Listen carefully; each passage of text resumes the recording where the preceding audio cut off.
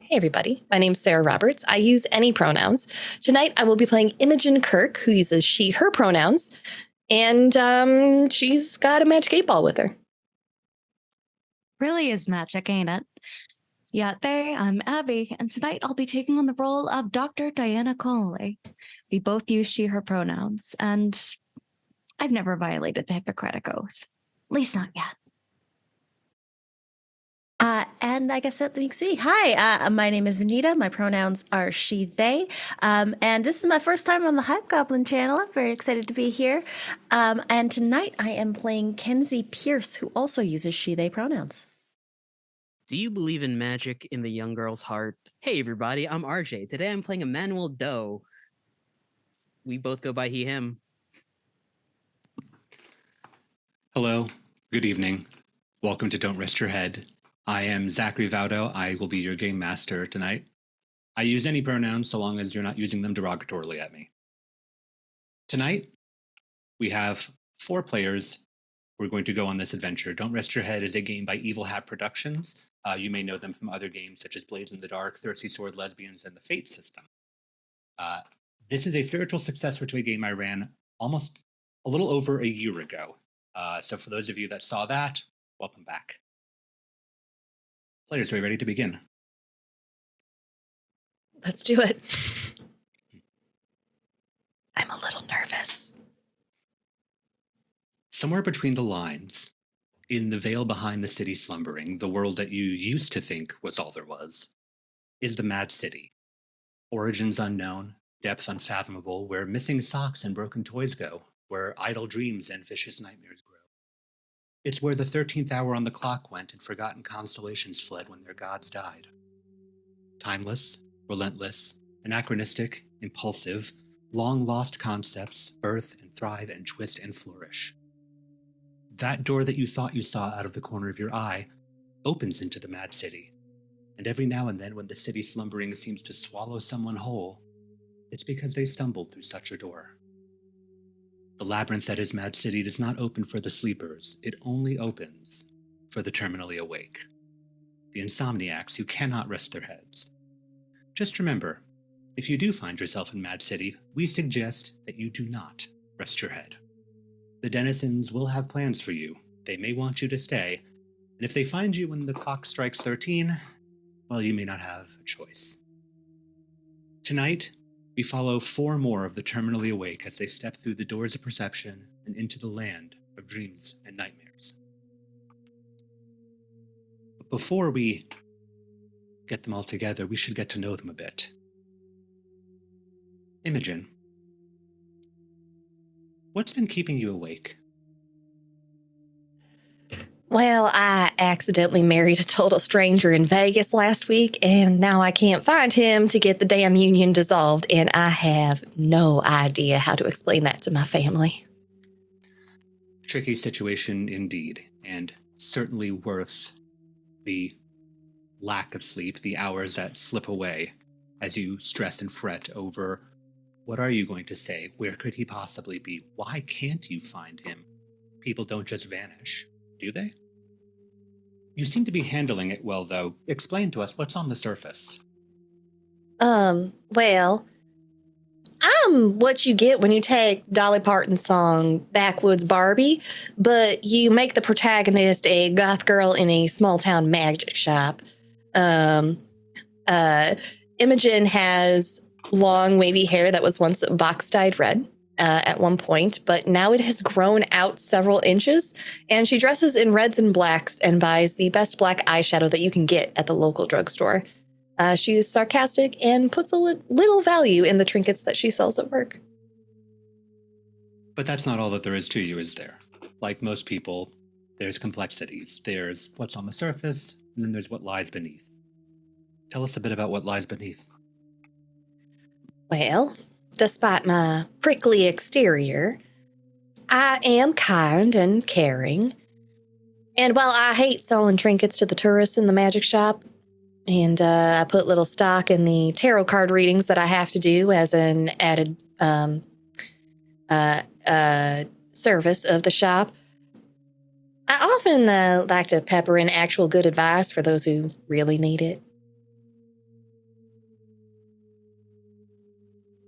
A noble way to spend your time, helping those who are seeking help in all forms. If only you were able to take some of that help and put it back onto yourself in this situation, this stressful, sleepless situation. The amount of stress that leads to the lack of sleep tends to lead to a few oddities as you try to navigate this bleary, wanting to sleep but not quite able to reach state. And tell us a little bit more about these strange things. Something just happened to you. What was it? Well, I purchased this magic 8-ball toy just as a joke, but it started giving me unsolicited advice. The usual responses are still on the die inside, but sometimes I swear the words rearrange themselves or new ones are added altogether. Just this morning, the damn thing rolled off the coffee table and addressed me by name, called me a knucklehead. You don't seem particularly bothered by it. It's strange to you, but being an occultist, being purveyor of magic, you're a bit more willing to lean into the belief, aren't you? Well, I guess I am for now. For now. Until it begins to defy belief, or until you can't explain it anymore. Maybe it's just Bluetooth or something. Maybe. One thing is for certain, though, that 8-ball does seem to have a bit of a mind of its own. And just the other day, just this morning, it rolled off the coffee table. Later on, you found it on the couch when you left it on the coffee table. And as you lay on said couch, trying to sleep with the worry keeping you from falling asleep, you glance over and it's not on the coffee table once again. If you listen closely in your home, you can hear the small, distant sound of rolling down one of the hallways. Well, shoot, did the neighbor's cat get in here again? She will go down the hallway looking for the magic 8-ball. You walk down your hallway. How many doors are in this part of your house? Where do they lead? Well, I wouldn't call working in a magic shop a lucrative business. My house is about like 600 square feet, so there's 2. 2. Yeah. Not a whole lot of surprise. No. It's a lot of expected outcomes, which makes this magic 8-ball all the more confusing. You found the magic 8-ball just over the threshold of your bathroom. The door open.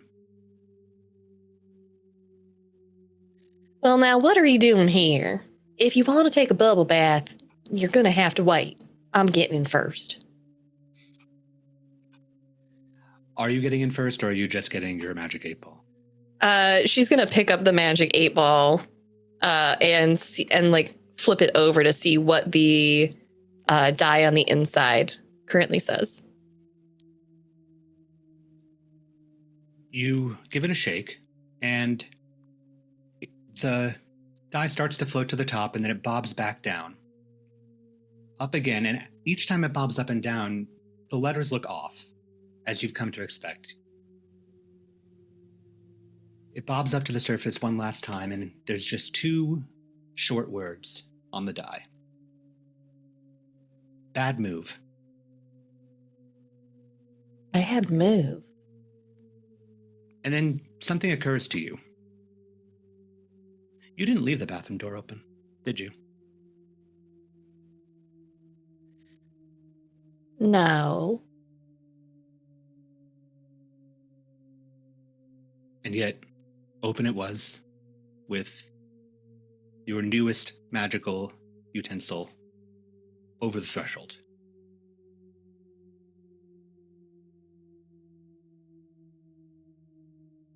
She's going to take a peek around. Does she see anything that appears to be out of place? You look around in the bathroom. There's just the usual shower with a sort of bathtub that's far too short to really be called a bathtub, but they do anyway when they lease it to you. There's a small sink. There's a mirror, and there's a toilet. You turn back around and look through, and you see just a hallway. Then you turn back around again, and you don't see your toilet. You don't see your too small bathtub shower, or your sink, or your mirror. You turn around again, and you don't see your hallway. You do see a door, but it's not your door. And as you turn around one last time, trying to process everything,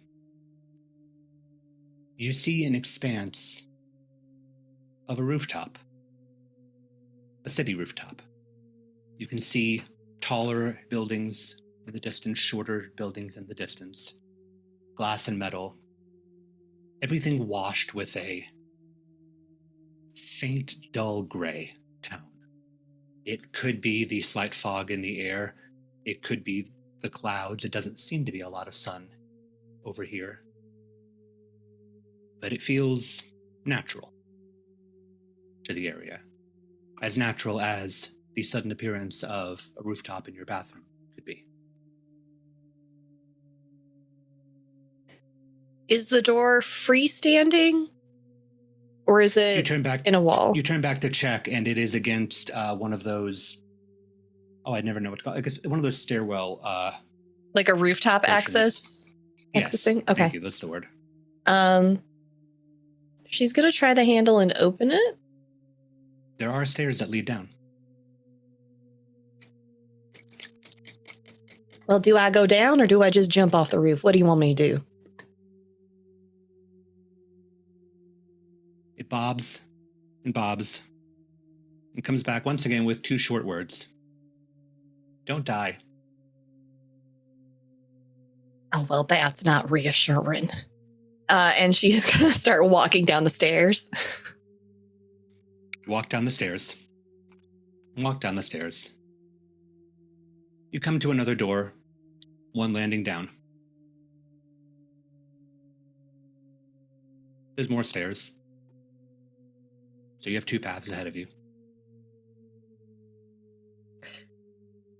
If I look over like the railing, how far down do the stairs go? They definitely go down. It's a bit hard to tell. As it goes further down, that gray turns to darker gray, turns to black, seemingly turns to void. Could be distance, could be lack of light, but it's a little bit immeasurable for now. Yeah, I'm not going all the way down there. I've been skipping leg day. Let's try the door. She'll open the door. You open the door. It's a bit difficult to open the door as if wind is pushing back on it. But you do manage to open the door. You step through, and the moment you step through, said wind slams the door back shut behind you. And you don't see any indication that it's a windy day. But you do hear a bit of a droning sound, a rhythmic droning sound up above you. And should you look up, you find the source of the wind.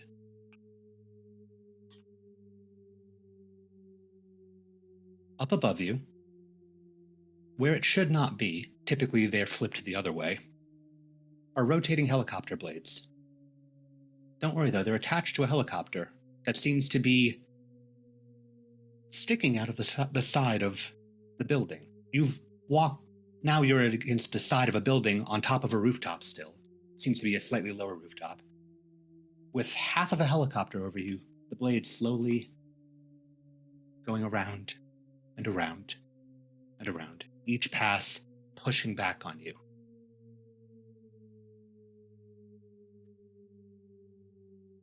Okay, we're definitely not in Kansas anymore. Anybody in that thing? You do hear a voice. It doesn't come from the helicopter. It seems to come from further down. It says your name. Imogen. Hello? It calls your name one more time, and it begins to sound familiar to you. It's Simon. It's his voice. Well, how far down are you, and where have you been? You don't hear a response. Oh, good grief. Is the door the only way to go to the stairwell or to get down that she sees here? Yes, but again, every time you try to pull on it, that wind from the helicopter seems to just push back on it. Oh, shoot. Also, the voice did seem to come from out in the open air, not from the stairwell. Okay. She's going to look over the side of the roof carefully. You see metal and glass. Down, 1 floor, 2 floor, 3, 4, 5, and then things start to get a bit hazy and foggy. But you do see a silhouette as it continues to go down. This is a surprisingly large rooftop, though.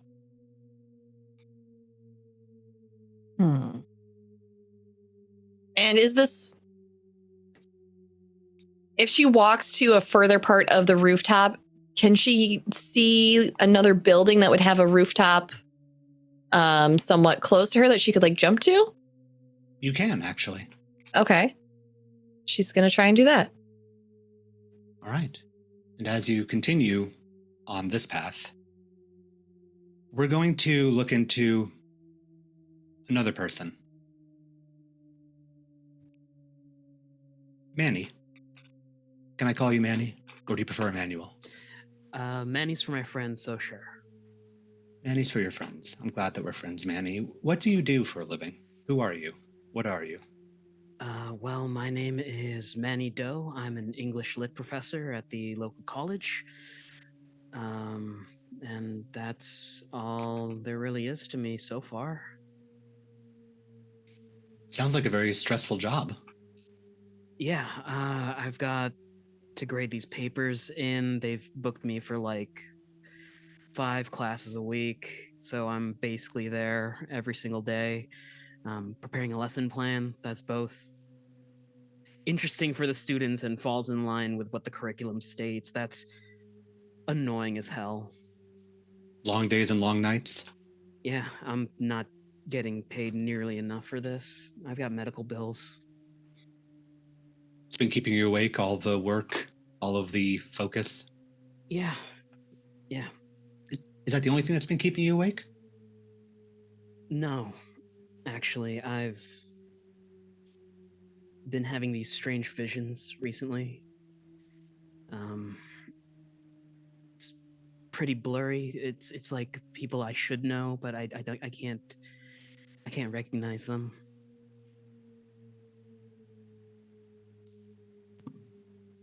Tell me a little bit about that. Tell me about this vision that's been keeping you awake.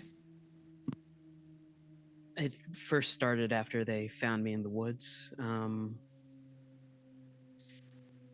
Apparently I was non-responsive, bruised, beaten. They took me to they had to airlift me out to the nearest hospital, which was wild to me. The strangest thing is I can't remember anything before that event. They found an ID on me, put me up somewhere. I was able to apply for this job, and apparently they took it, even though I can't find any records about myself. The visions, they flash in and out sometimes when I'm just looking at something random. The other day, I saw a butterfly knife inside of a pawn shop, and I remember holding one in my hands. But it was weird. It wasn't made of metal. It was like wooden. There's also these visions of these shadow creatures coming out from everywhere trying to get me. It's a lot for a simple English lit professor to deal with. You're telling me that. You seem to be handling it well, though. Tell us a little bit about what we see on the surface. On For the surface for Emmanuel Doe is a tired-eyed man in pretty much baggy clothing. He's gotten all of it from like the Goodwill or like donations from kind people in town. He's like in his late 20s, early 30s, short hair that kind of falls a little bit past his forehead. It's unstyled, a little unkempt. He doesn't really know what to do with it. And yeah, that's surface level. That's what you show everybody, despite what you've had to deal with. Yeah, under it all, Manny is pretty reserved. He doesn't really feel like he belongs in any one place because of those missing memories. He is also, whatever here. Yeah, he's reserved in personality and he likes to keep to himself. With everything that's happened to you, you've paved a pretty strong path forward. That was a very traumatizing experience to start things off with, but it will be most likely far from the least interesting experience to happen to you. For example, what just happened to you? Nightmares from a different life. There are these monsters that crawl out of the shadows and chase me. I fight them off sometimes, but just barely. The feeling of being unmade and then remade over and over again. There's a blinding light and someone crying. A feeling of falling for an agonizing amount of time before I startle awake. I think I almost fell asleep there. Almost. Close. Dream but no sleep. That REM state that hits right as you're about to go down when you're overtired. You can still almost feel that blinding light. You can still almost hear the crying. Come to think of it, actually, you can still hear the crying. It's in this house of yours that you have been so graciously allowed to stay in. Soft, distant, but present. Manny's at a, what's it called? A drawing table where there is basically like papers of the syllabus pinned up. He's very low tech. He reaches over for a calendar and flips through it quickly to today's date and squints, thinking that his roommate is out right now.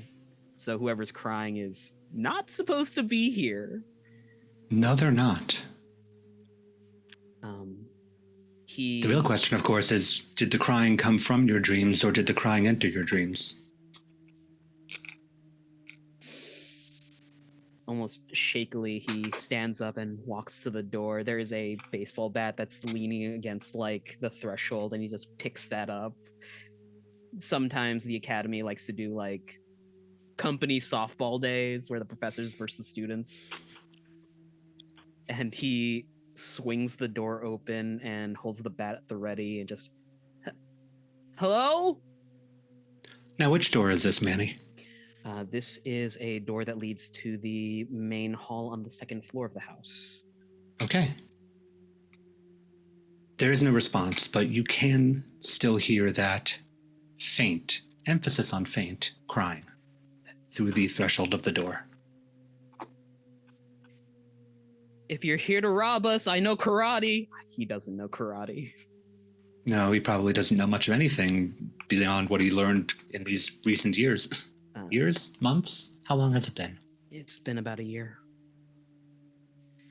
He will stalk down the hallway, just like quickly peeking into the doors that are open. Like, huh. You stalk down, peeking through open doors, until you come to the last door on this level, which is closed. Is the crying still there? It's still there. Has it gotten any louder approaching this closed door? Surprisingly, it hasn't seemed to change volume much at all. Seems like it's behind something.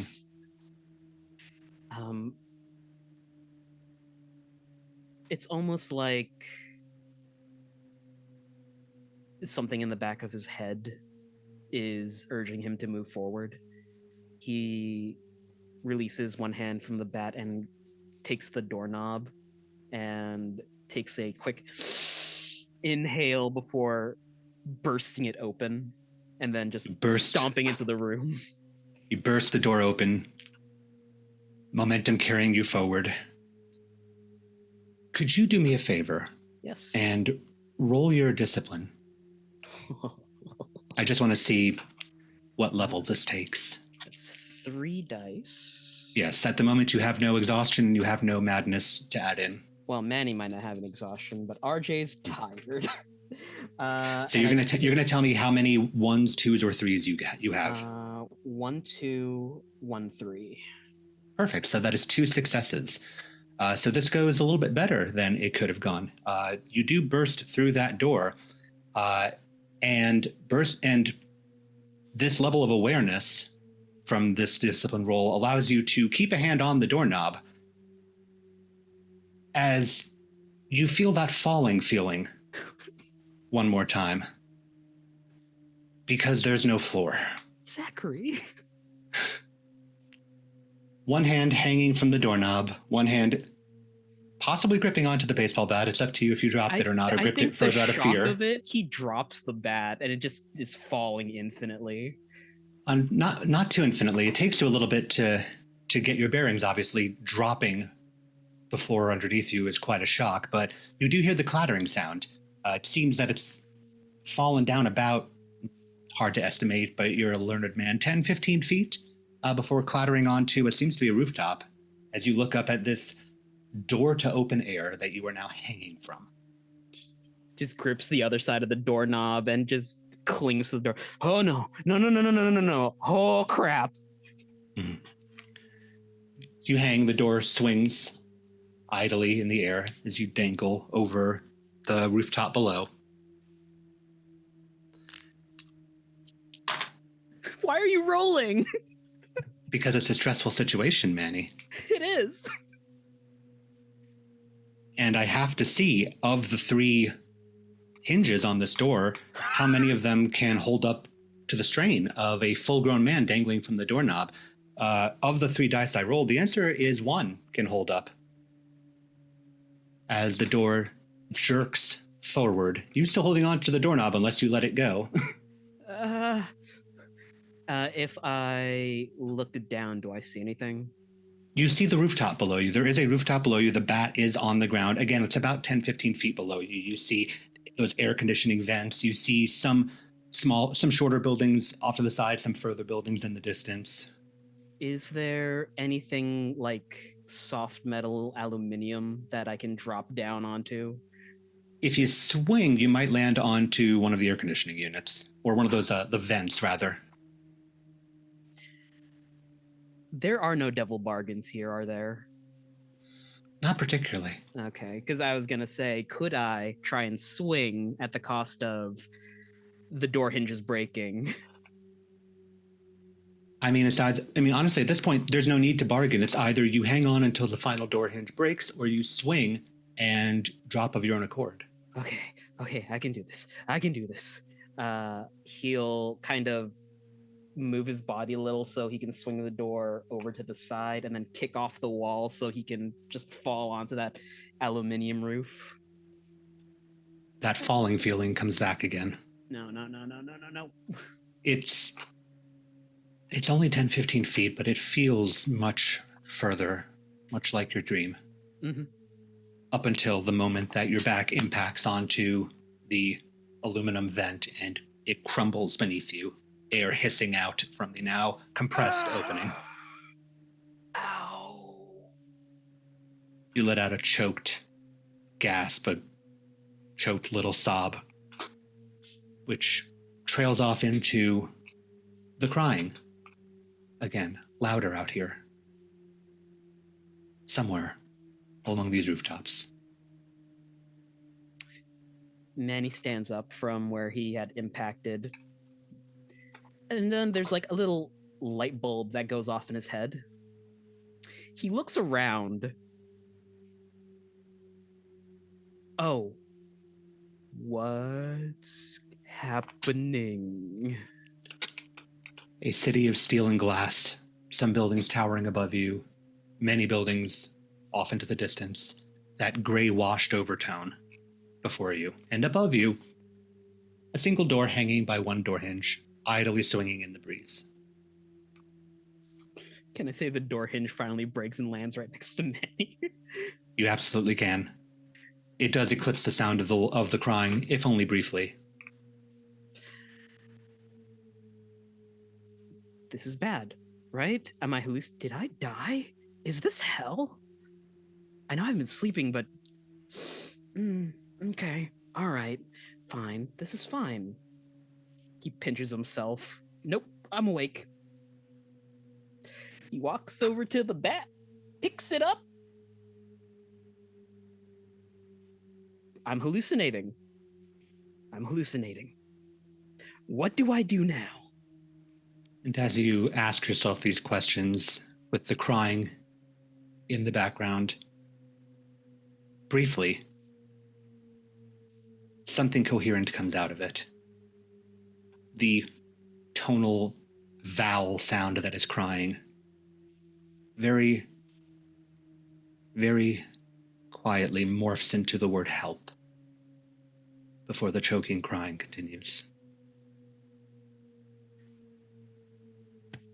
Do you know that feeling you get when you're weighing out the options, but still the right thing to do is the hardest choice, but you know it's the right thing to do? Manny hears help. And I wouldn't say quite begrudgingly, but he does go investigate. You do like to help people, don't you? That's why, of all the options you could have taken, you went with a teacher. At your core, you still do like to help people. Could have been a janitor. Speaking of people that like to help people, Doctor, tell us a bit about yourself. What's your name? My name is Dr. Diana Connolly. I've been practicing for about 5 years. Currently, I'm staying at a residential hospital, and yes, I am the only doctor on the floor at the moment. All order goes through me. A residency is a very demanding job, especially at the level that you are at. It is not uncommon for doctors such as yourself to lose many nights of sleep. What in particular has been keeping you awake? You could call it an addiction. I see it as a means to an end. Coffee, and as of late, crack cocaine. Only a small bump in the morning to actually get me up enough to stay up during the night shifts, direct nurses. After all, who else is going to do the work? Well, if anybody's going to know about drugs and medicine, it would be you, Doctor. Of course. How is the combination of stimulants treating you? What do we see on the surface as we see you alone on this hospital floor? Certainly don't look like the patients I get in for overdoses. What you see, as my ex-fiance once described me, was as the perfect girl to bring home to your parents. The vision of a woman in STEM. Brown hair tied back in a bun, horn-rimmed glasses, a perpetual smile of goodness and saintliness that one expects for service to the community. After all, I'm always here, I'm always helping. Who else would do it? It's the right thing to do. And you have the skills to do it. So of course you're going to do it. That's the only thing on your mind, right? Is the good nature of helping people. Or is there something else beneath? Who else would do it? Because everyone else here is not worth the scum underneath my boot. I went through 7 years of medical school, underwent all the trainings, pulled shit out of people's intestines. And I have some feebling little nurse selling her ultra-life scams or whatever multi-leveling marketing scheme she's found herself in the latest. What would they do without me? You are by and far the most capable doctor in this hospital. At The least that only is one. your opinion of this, but who's going to question you with the results that you get? Still, no doctor is immune from the odd occurrence in the hospital. Something just happened to you, didn't it? Exactly. It was my third round of the night, 3 a.m. You have to keep documentation of this when I received a call from one of my nurses. One of the students, you see. They're always so flighty. And she reported that one of our nursing care residents, someone in hospice, a one Jane Doe, we didn't get the identification or name. She was just dumped here like an animal. That's how we treat the elderly here, apparently. Her fall alarm didn't go off, but she was not found in her bed. So we may have a 98-year-old woman, approximately, crawling around the hospital. Quite possibly. Women of that age and health standing don't just get up and walk away without somebody knowing, right? Of course, she's hooked up to at least 5 machines, and the fact that she could just get up and walk away. Impossible. Well, the machines are at least still there. At least the machines are still there. The IV that she was attached to on the standing rack is not, of course, but typical for a hospital. You see somebody walking around using that for support. We may need to look into a dementia diagnosis. She's clearly undergoing sundowning. But I'll look around the room. Perhaps she's just gone to the bathroom, and of course the student didn't think to check. Naturally. You do look around. There is nobody in the bathroom. You check her file on the computer nearby, and certainly nobody came in to check her out. She didn't have any visitors. How could she? She's an unknown at this point. All you do know is that the bed is empty and the door was open. Better ask around, check with the other care nurses. They're probably playing cards, but I'm the doctor. They will answer me. But regardless, I'll go through procedure. We're on code blue, patient, not found in bed, flight risk, and of course a fall risk. You radio it in, and you immediately exit the room to go on the hunt for this patient, walking down the corridor, looking area to area, room to room, into the less used parts of the hospital. Perhaps she's found her way in there. The darker areas of the hospital, still some lights. It takes you a bit before you notice something odd. You did radio in that code blue, didn't you? I did, as is procedure. This is usually about the point where there's footsteps, there's people clamoring, there's, on the rare occasion, an alarm. At the very least, doors are locked. So far, it's still just you. Can nobody here do their job right? Exactly. You understand me on a level that no one else here does. They're probably gossiping. Oh, very well. At the very least, this means I will keep my license on the board and I'll have some reports to write up later. At bare minimum, there'll be some sort of accommodation for you. So it's up to you to look. As you look and look, opening the room doors, nothing, empty beds, no beds.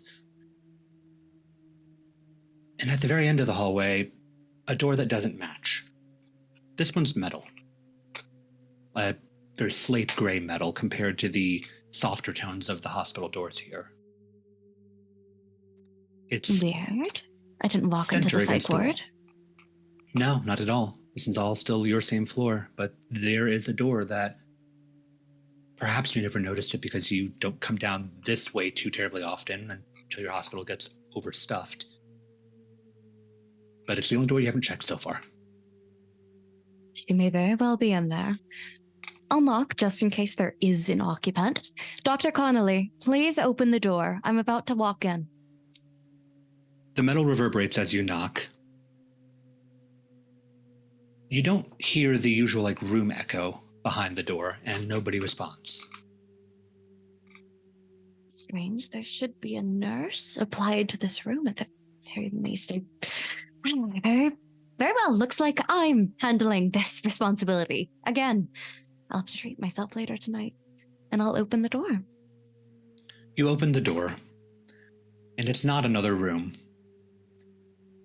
You didn't think that there was roof access on this level of the hospital, but here you are, exterior of the hospital, on a rooftop. Hopefully she didn't go out here. That, or my dealer laced my goods with something else, but I probably just walked up the stairs and forgot. I'm in a rather agitated state. I better make sure that she hasn't fallen off the roof and there's screaming and crying and another report to write. I already have so Absolutely. much paperwork on my desk. That would be a nightmare. So closing the door behind you to make sure that you don't lose her, you head across the rooftop. You're very focused on finding her, so it takes you a bit longer to notice two things. One, you've been walking for what seems like much further than the roof of this hospital and this amount that you've cleared should allow for. You don't think you got turned back around or clearing the other side of the hospital. The other thing is the skyline of the city looks different to you. You're in the city, of course, so you're used to seeing buildings, but you don't remember quite as many skyscrapers.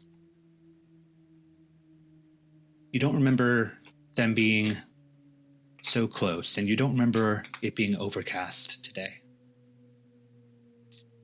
Also, it was nighttime, wasn't it? You haven't been It here that was. long. I go to check my watch. Clearly, it's 3:15. It should be for how Clear- long I've been walking. Clearly, it's 3:15 for a moment before it's 3:45, and then it's 6:10, 11:40, 1:20, 9:15.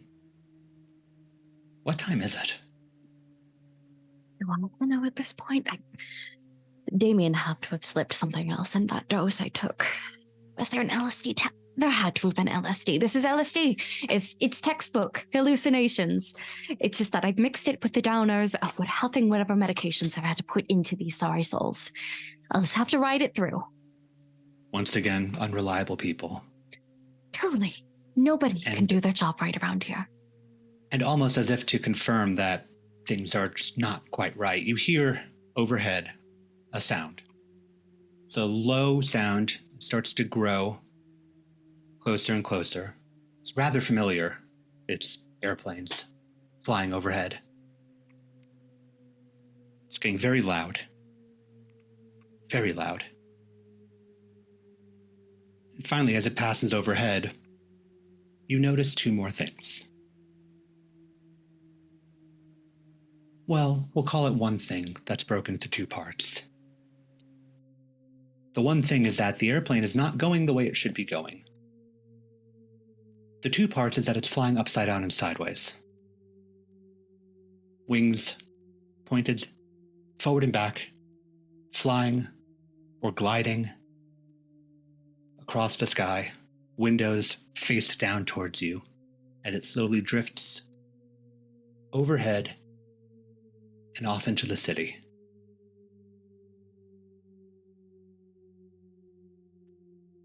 You know, for a trip, this is rather not as groovy as I thought it would be. I get the feeling I should follow their trajectory. Who knows? They might lead to the end of this rabbit hole. Very least, it's going somewhere, and it knows where it's going. Blind So leading off the you blind. follow. Off you follow the slow-moving airplane as you try to find the person that you're missing. You're not the only person missing someone today. Isn't that right, Kenzie? Yep. Kenzie is missing her desperately. And it's been keeping you awake, hasn't it? That grief mixed with uncertainty. Well, Maya left about a month ago, and I admit I wasn't the best partner, but I tried at least. And I can't sleep because every time I dream, I see her, and then monsters take her away from me. And so I stay awake because when I'm awake, I don't see her, at least. You don't see her and you don't see her fate. It gives you a bit of solace in the midst of this constant wave of pain that has taken your sleep from you. If you can call it that. Tell us a little bit about how you're holding up, how you're keeping it together, what you're showing on the surface. Kenzie seems kind of gruff, uncaring, like is just numb to the exterior. She works at a dive bar. It's not the best job, but it pays the bills and it pays the rent, keeps a roof, a shitty roof, and a shitty car together, kind of. She's also has that same sort of box-dyed red hair that is definitely growing out in the roots. She kind of dresses a little alt or goth, wearing like leather pants, jean jacket, fingerless gloves, has a pair of glasses that are taped together, and looks like she just got off of a 12-hour shift, because she pretty much did. Very strong exterior, a gruff exterior. Is that all that there is to her, though? Is that all that there is to you? Or is there more under the surface? That gruff exterior, I just use it so I don't get hurt. I don't want to get left alone, not like what Maya did to me, and the bar I work at isn't the best. It's run by a gang, and they hold fights in the basement.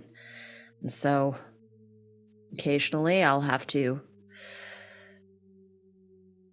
sub in for one of the fighters if they get knocked out a little early, or if a patron gets a little too unruly, I get the lovely pleasure of tossing them to the curb. You're not sleeping anyway. What's a bit more activity? Listen, the adrenaline keeps me awake at this point. You see a lot working late hours in such unorthodox places. What have you seen tonight? What just happened? Oh, it's actually the last couple nights. There's been a car outside my work. It looks like an older model something. Listen, I'm not really a car person, but there's parts of it that don't look right. Like, almost like it was AI generated or some shit. But every single time I get to my car, it takes off. But tonight's a little different. Tonight, I swear that car's following me home. This time it's looking at you. Do you go home? Do you take it back to your home? Nah, I can't risk that. I'm gonna try and lose him. So Kenzie shifts the car into gear and is gonna start speeding, racing this car down the streets. turning corners. I know this city pretty well. You do, but still a very fast amount of driving. Could you roll your discipline for me? I would Since love you to. only have 3 dice right now. That's good. And it's 1s, 2s, or 3s? 1, 2, and 3 is a success. Okay. That is a 1 and a 3 on the dice. You do know the city pretty well. With 2 successes here, you're definitely able to keep good control of the car, good speed of the car. But you're very focused on making sure that you are losing this car. You know the city, but you're not heading anywhere in particular. You're just heading away. Which you do. You head away.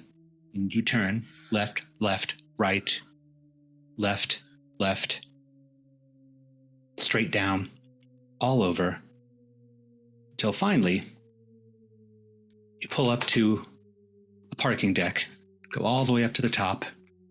No cars up here. Stop and you wait.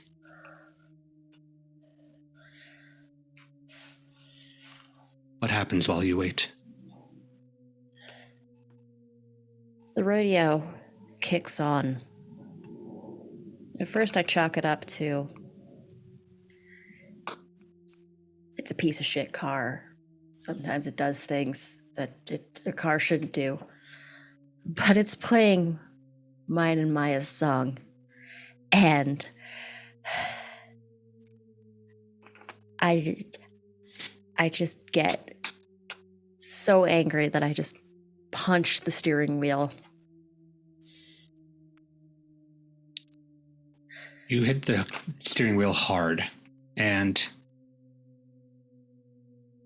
as a response, as you mentioned, it's not the best of cars. The radio does turn off, along with the rest of the car. Come on.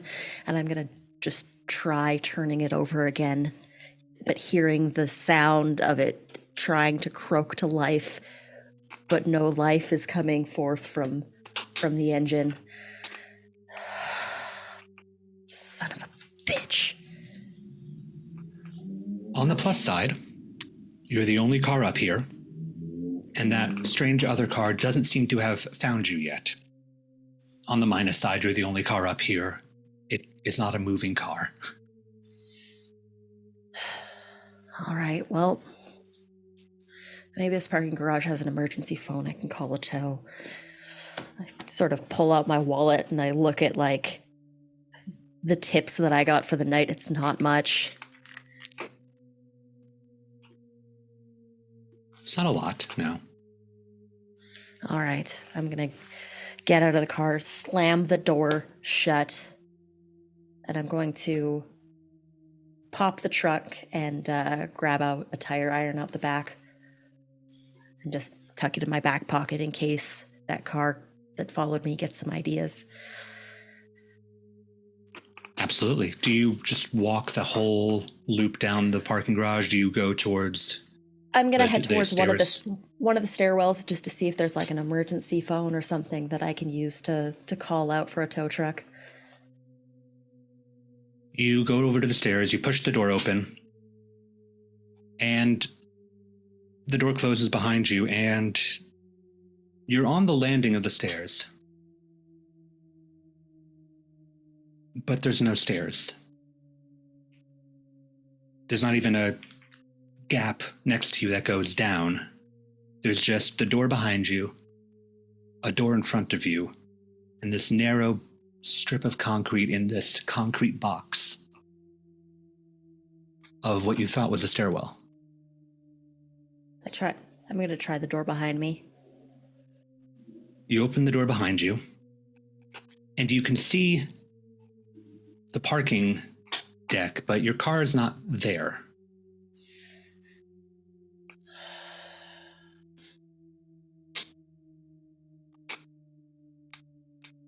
Come on, Pierce. Get it together. I'm going to go back through the door on the other side. You go through the door on the other side, and this is not a parking deck. This is the top of a building. Short building. Next to a taller building. And as you look out, there's more buildings. You know the city pretty well, but this isn't a familiar part of it to you. This is a much more urban sprawl than you're used to. And as you look around and the door shuts behind you, you hear something. It's that song again. It's coming from somewhere further away, but the more that you listen, you realize it's not a radio. It's a woman humming. Oh, God. But it's your song and Maya's song. You're losing it, Pierce. Get it together.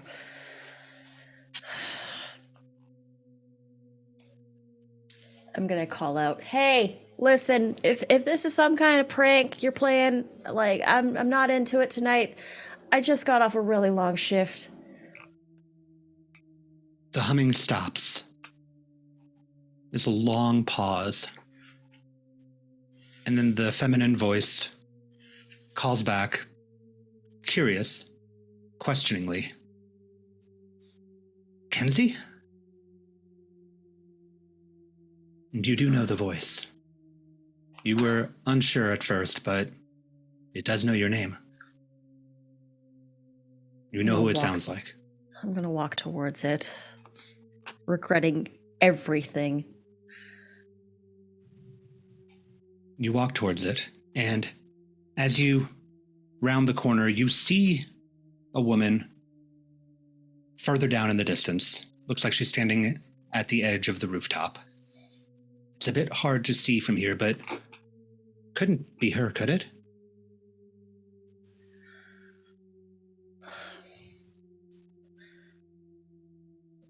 Mai, is that you? She holds up one hand and gently waves. Still too far to fully see, but you can see the action. Oh, God. She's right there. Okay. Start straightening myself out. Wipe like a little bit of something off of my cheek. Check my breath. Okay. Start walking towards. In pursuit. Imogen, you're also in pursuit. You've been following this voice. And up ahead, you finally see him. Or at least, it's gotta be him, right? He's standing right there. There's a voice that you've heard. There's a man standing towards the edge of a building. Put two and two together, right?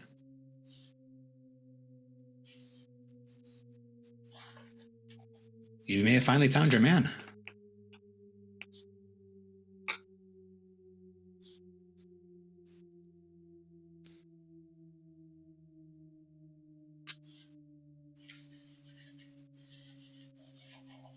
Are you approaching Imogen?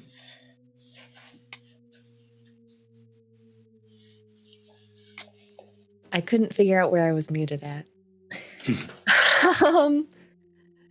Yeah, she's gonna start walking towards him and just, hello? You hear his voice just softly. Hey. He stands, hands out, and puts his hands into his pockets. Still a good walk across this rooftop away. What are you doing here? What is going on? Where even are we? What? Why are you on a roof? He waves you over. Just come here, he says, tired. Fine. She'll walk over. Walk over. As you're walking over, and Kenzie's walking over, Manny, you're still walking, bat prepped, looking for the source of this crying. And you see a figure curled into a ball against the against a ledge edge of a building. They're not about to fall off or anything, but they're just up against this tiny bit of support of a wall, head tucked between their knees, and the sobbing is coming forward, and something is familiar. It may just be the sound of the voice. You're not sure if it's the look of the person, but there's some familiarity here, which is a rare feeling for you. Hey, are you okay?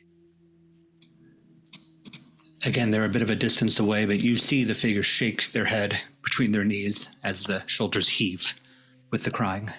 All right, just stay right there. I'll be there in like a second, all right? And he'll pick his way across the roof. You advance forward. Dr. Connolly, you're following the airplane. You lose track of it eventually, but as you do, you stop and look forward, and a straight shot down is an elderly woman holding on to an IV stand, facing out into the city. Hospital gown on, open in the back, just blowing in the breeze.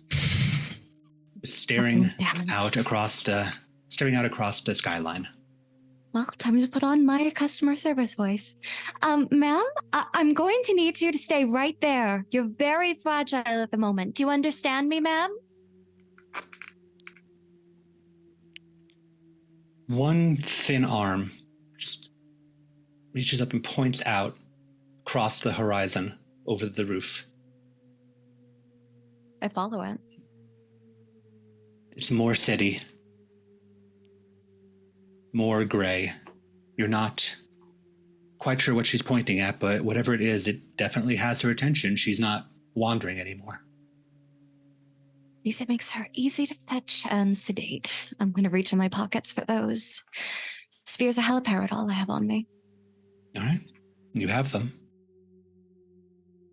I'm not looking forward to dragging a bag of bones through this strange city, but she's better to me sedated than she is wandering around in her sundowning phase. Too true. So you head over to do your job. Policy dictates that I'm supposed to have her come along consensually, but... She's not facing you, and she's very keen on looking outward. Am I able to see what she's looking at? Again, it just seems to be the city. These reflective surfaces, these tall buildings, this light fog. Well, at least she's not going to see the needle. She did seem rather nervous around them. I'll just prep it behind her and aim for the largest artery in her arm while she's still focused on whatever she's looking at. Absolutely, and it's not like she's going to be able to tell anybody clearly what happened. Your reputation will still be safe. Of course. So you walk over towards this woman, and you notice something out of the corner of your eye. As you turn, you see another woman walking seemingly towards you as well, or towards the same direction. She has brown hair, pulled up a bit in the back, a red top. She's got something in her hand. You're not quite sure what it is. Family member? I'll have to put the syringe away, despite how ready I was to put this bitch to sleep. And I'll look over, curious. Is she walking towards us, or is she following the planes like I was? She seems to be walking in the same direction as you look at her, and Imogen, as you look back, you see just off to your left of Simon is a doctor on the roof. And then further behind Simon, there's a man in argyle and tweed walking a baseball bat in one hand, looking very cautious, not intending to do harm, but confused. Do you know all these people? What's going on? Dr. Connolly, do you know who she's talking about as she looks past you and there's another person? Jesus Christ, why have I... I'm sorry, ma'am, is this one of your family members? You're going to have to sign in before we can release her to you. Sign in. That's my husband. I'm sorry, your husband? No, this is... I look to where the Jane Doe is and just... Is this your mother or relative? We need to distinguish some type of relationship. I just established a relationship, and that is my husband. What? Why would he be my mother? Manny, these two women are arguing. You can't quite make it out yet as you're approaching, but you see they're still approaching. They're not the people that were crying. Do they have business with this person that was crying? Does this third woman that is now approaching in a beat-up looking jacket with box dye hair, does she have business with this crying person? Where are all these people up here now? Hello? Imogen, Dr. Connolly, you hear this man's voice, and as do you, Kenzie, as you approach. I swear, the nurses at the front desk never know how to handle visitors. That or I'm tripping balls so severely, I've imagined all of you on Memorial Hospital floor. Is this a hospital? It was a parking garage. This is the roof of my house. Or it was. No, this was the second floor of Memorial Hospital. Hey. Great. I must have fallen asleep at the wheel. Listen, if this is just like a fever dream where I am now maybe crashed into the side of a building and this is like my last throws, cool. I think we used the same color box dye. Oh, yeah. Oh, here. Imogen's gonna pinch Kenzie really hard on the arm. Ow! You certainly feel it. Did that hurt? Yeah? Well, then I don't think we're dead. Might I look at all of your pupils? Medical question purely. Curiosity, if you would indulge me. I'm actually gonna reach. Yeah, I'm gonna reach into my white coat and produce one of those. I do not know the term. It has been years since I worked in a hospital. But one of those lights that the doctor shines in your eye, and she goes up to you. The pen lights, yes. The pen lights, precisely. Just shining them in. A friendly, inquisitive face, still confused from each of you. Very clinical. Well, I can say that none of you appear to be under the influence of anything. Unless this is a shared hallucination. Hey, Well, I Just mean, I had tiredness around the eyes. I had a GM. shot before I left work, but go ahead. Sorry. Yes, Manny. May I activate my minor exhaustion talent? You can, yes. For that, go ahead and roll your discipline. Cool. I want exhaustion here so I can do the major one. Well, we'll see how it goes with your roll. That is 3 successes. All 3 of them are successes. I've got a 1, 2, and 3 here. Then you don't have to worry about your exhaustion at all, and Damn it. Don't worry. There's plenty of time. Manny, these women are all talking. There's a lot of confusion, and you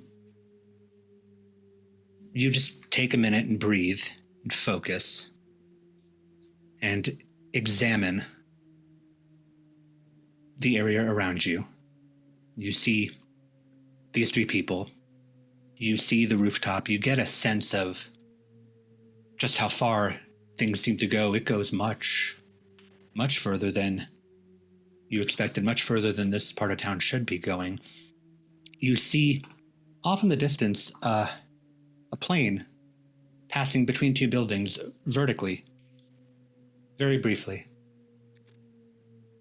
And as you look around, you look back and you see still, you almost forgot about her, the crying figure, but now she's crouched down, crying, next to a man next to a woman, next to an elderly woman, all against the edge of this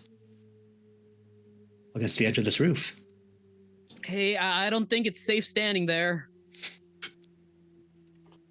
The three of you hear this, and if you choose to break your conversation and look towards Manny, you will also see what I've just described, these 4 individuals standing at the edge of the roof. Why? I'm gonna start going towards my ex.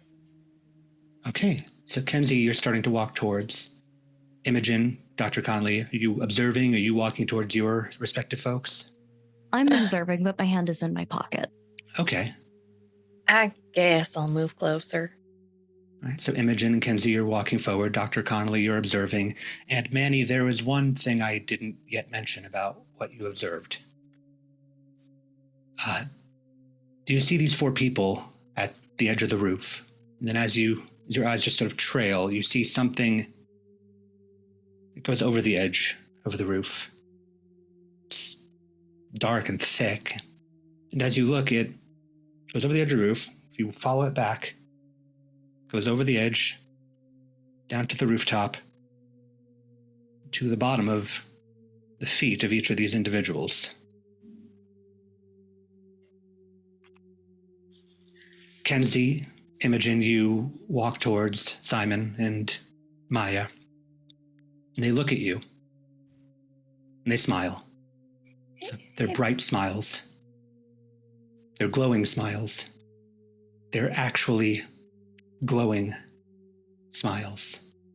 They are light illuminating through the teeth, blanking out the teeth, shining through.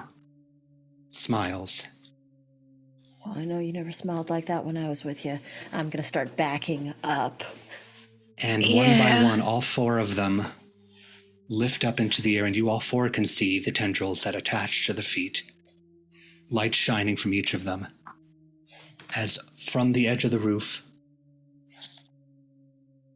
something lifts up and hooks on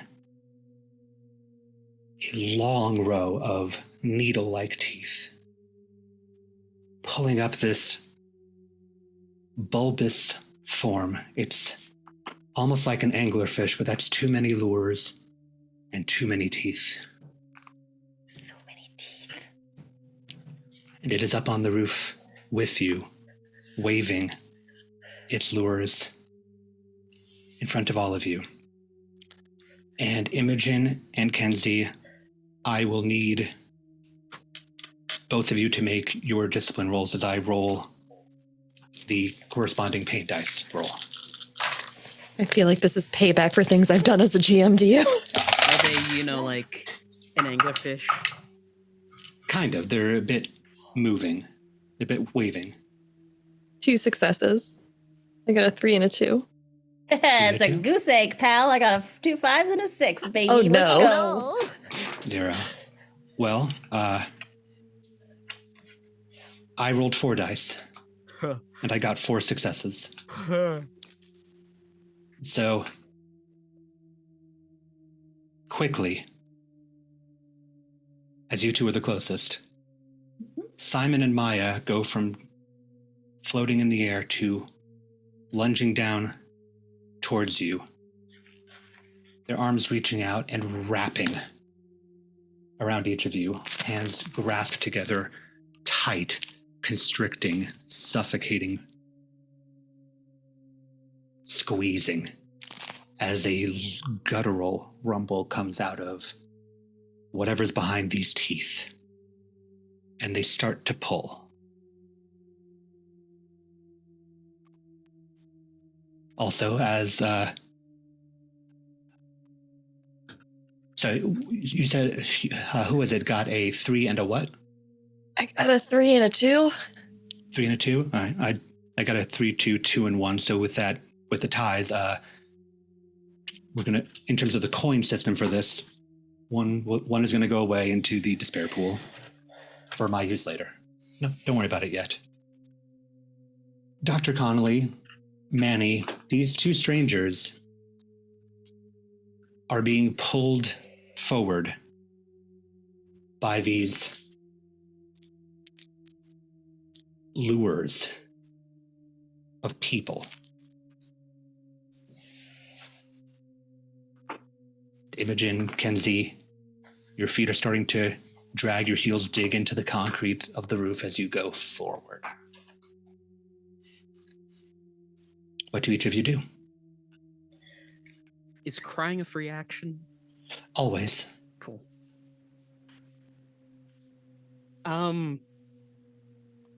Just like RJ, Manny's drawing a blank. Just watching like, we should run, right? The doctor has already run, but not in the direction that you're expecting.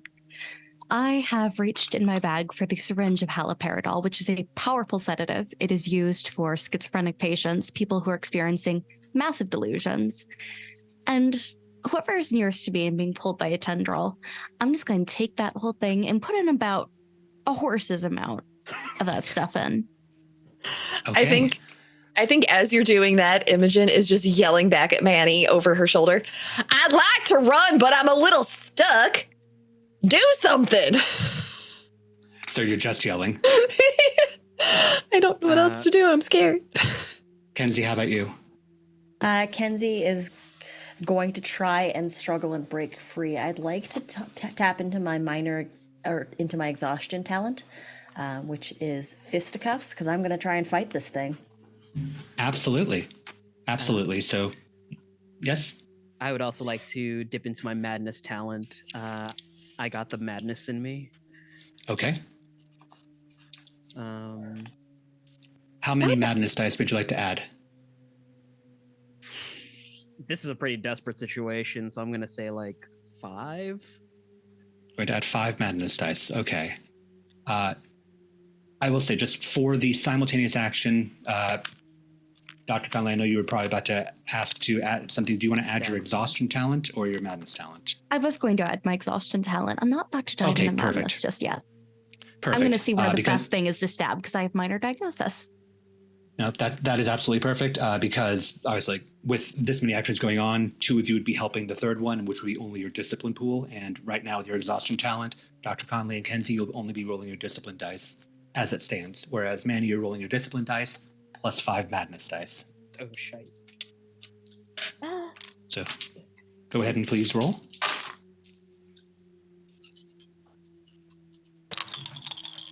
God, this is so many D6s. That is a frightening amount to roll. That is a frightening one. Dr. Conley, how many successes do you have? I rolled 3 1s and 1 6. Excellent. What was the 4th die for? I can't hear you. Oh, I was muted. Oh, right. Exhaustion. I did not have an extra joke. Ignore that. Yeah, so just I'll take the 3 1s to benefit you in this. So that's 3 successes. Kenzie, what was your roll? You were also muted. 1, a 2, and a 3.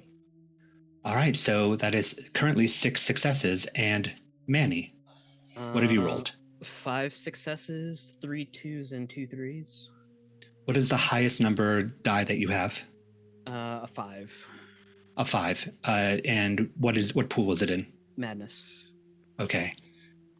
I have rolled only 2 successes on my 6 dice, but I've rolled 2 6s. So once again, we're going to have pain dominate the situation. I'm going to take one. I'm going to take 1 coin into my pool again. Don't worry about it. But you did succeed. It's going to hurt saying a that, bit, but it's not helping me not worry about it.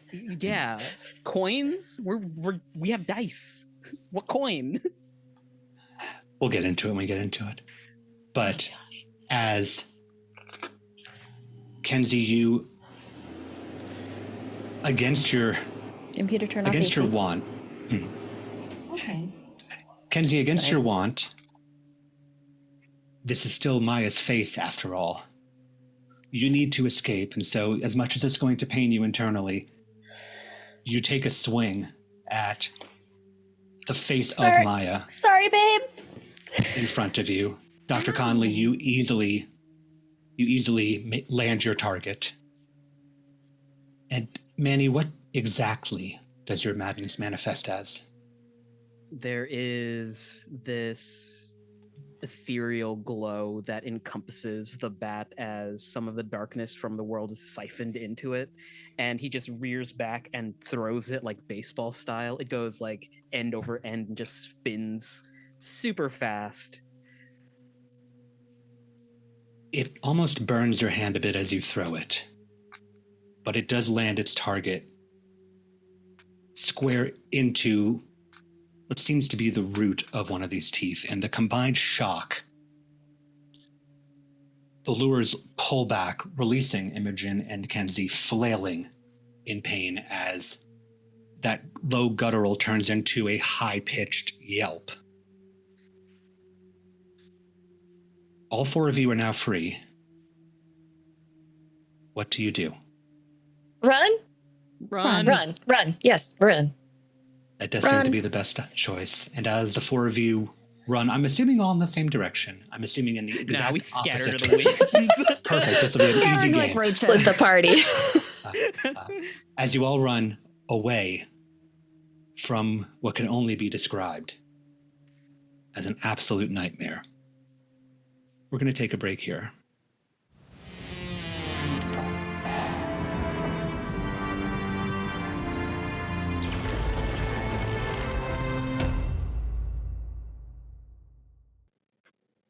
The four of you race across the rooftops away from this nightmarish lure. You don't know if it's following you or not. All you know is that you do not want or need to be there. And so you run and run, going from rooftop to nearby rooftop. If it's close enough in height for you to clear, over you go. It seems never ending. You pass doorway after doorway, window after window. There's holes, archways. There's a lot of passages up here as you race past all of them, as far as you can possibly get. Do you all keep going forward, or do you attempt to break off into one of these directions? If we're looking over our shoulders, the critter still chasing us? You can't tell at the moment.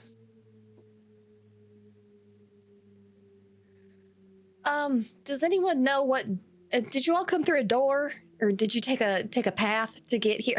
Why are we still on a roof? How do we get down from here? Keep running along the right side. Eventually, we should find a pair of steps or stairs if we're following May's theory. And to answer your question, yes, I went through a door. It was, I believe, it just appeared. I came through a parking garage. I fell.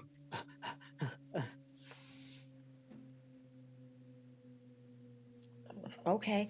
I don't quite know what to do with that. Let's, you said right? You're smart, learned, I don't know. You said right? Yes, keep to the right. We should eventually find a pair of steps. Okay. So you keep to the right, continuing forward. Again, there's a window, there's a door, there's an archway that seems to lead to another part of the rooftop that didn't seem to be there because it was along a solid wall. Door, door, door. There's a lot of them. Some of them at strange angles. Some of them not at levels that they should be. Not the entire wall, but they're all there. You continue forward?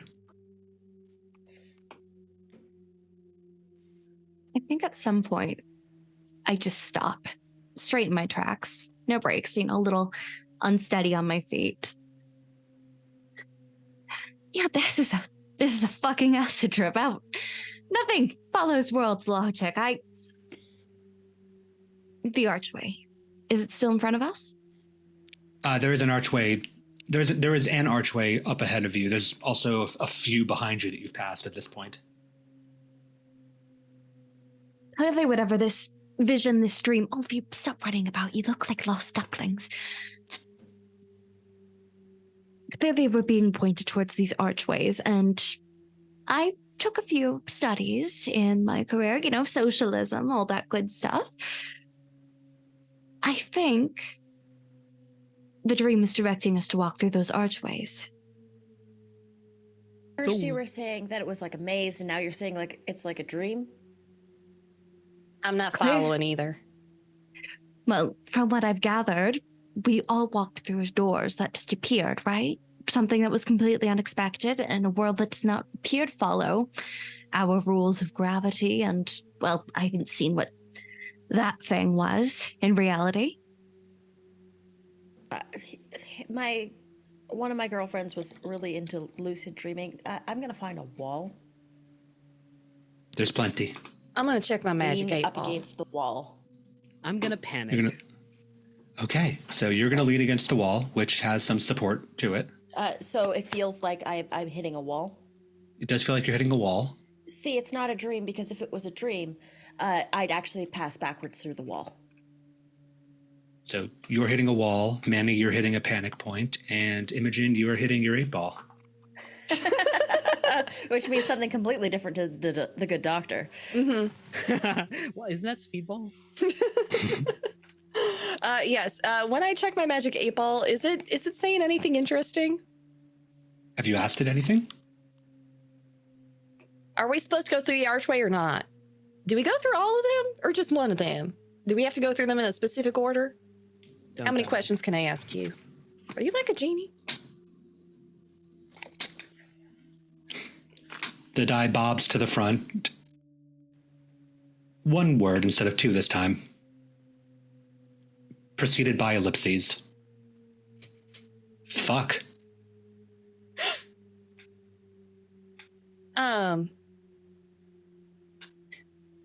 I thought this was for children 8 and under. Why are you cussing at me?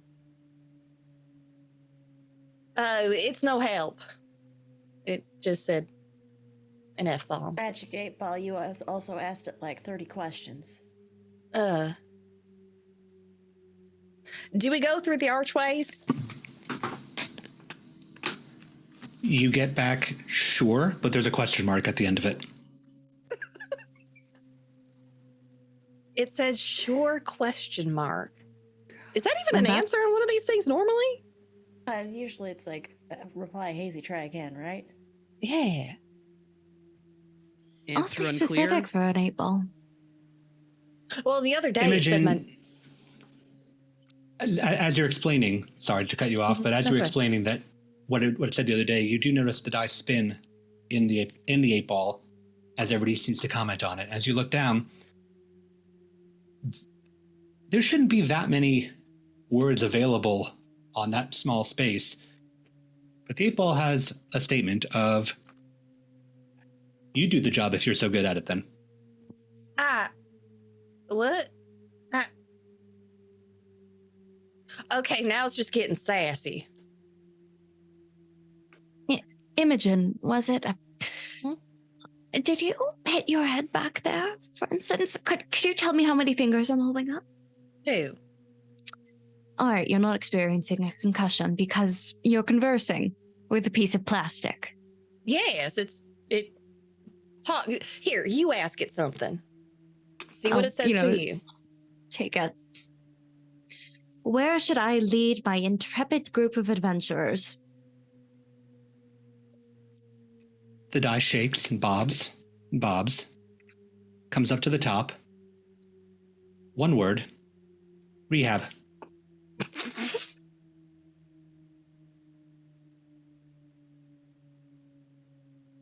Strange, it just gave me a typical response.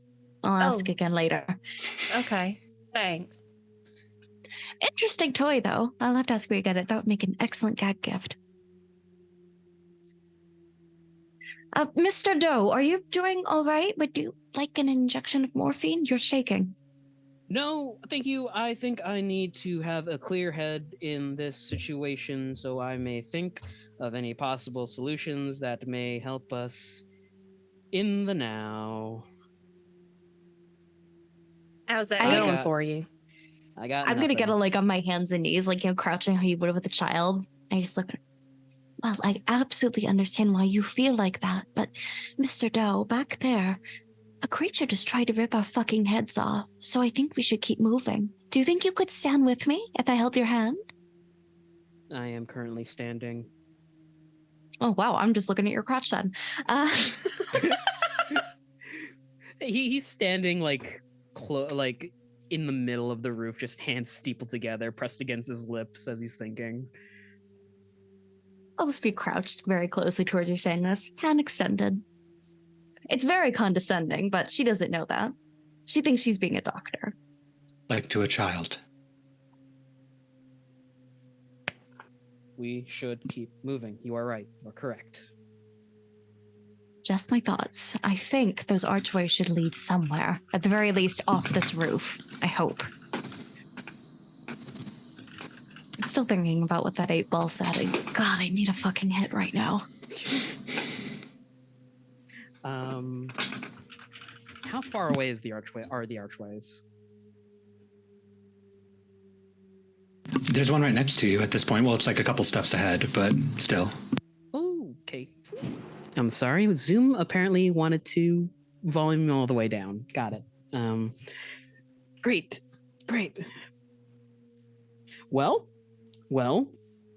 if we don't have any other options, I guess the archway is feasible. Perfect. Lovely. I love this. I don't. So, assuming that there's no objections, you walk through the archway to a bit of a wider expanse of the roof. And as you go, you walk and you come to a section of the rooftop. There's a lot more up here than just doors and windows and air conditioning vents. Dr. Connolly, you see up ahead, and then as you approach, it's bigger and bigger, the airplane that you saw earlier, resting on an angle, wing tipped, still upside down. Further behind it, onward and onward, there's cockpits, fuselages, tails. Some of them are coming out of buildings, out of the floor. Some are just laying, tilted on their sides. Some look new and commercial. Some look very old.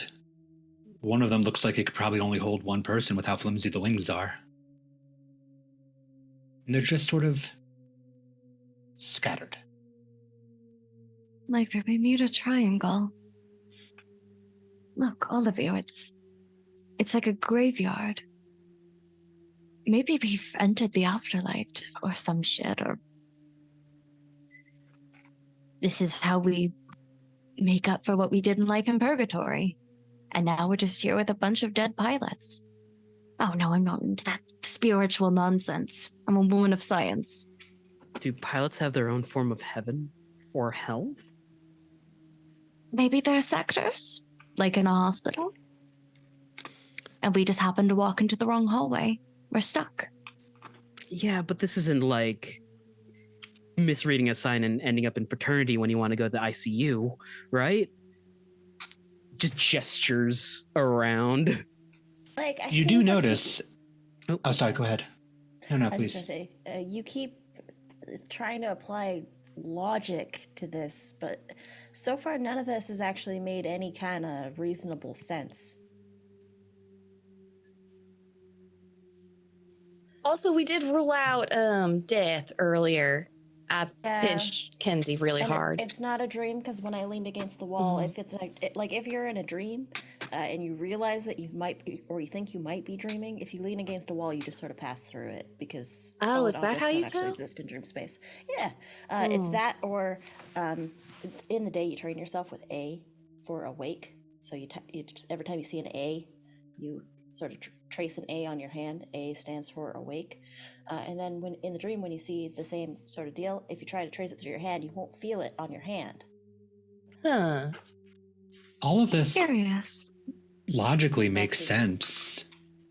Like this, But it's sound logic to anybody that's listening, but at the same time, you all four did just see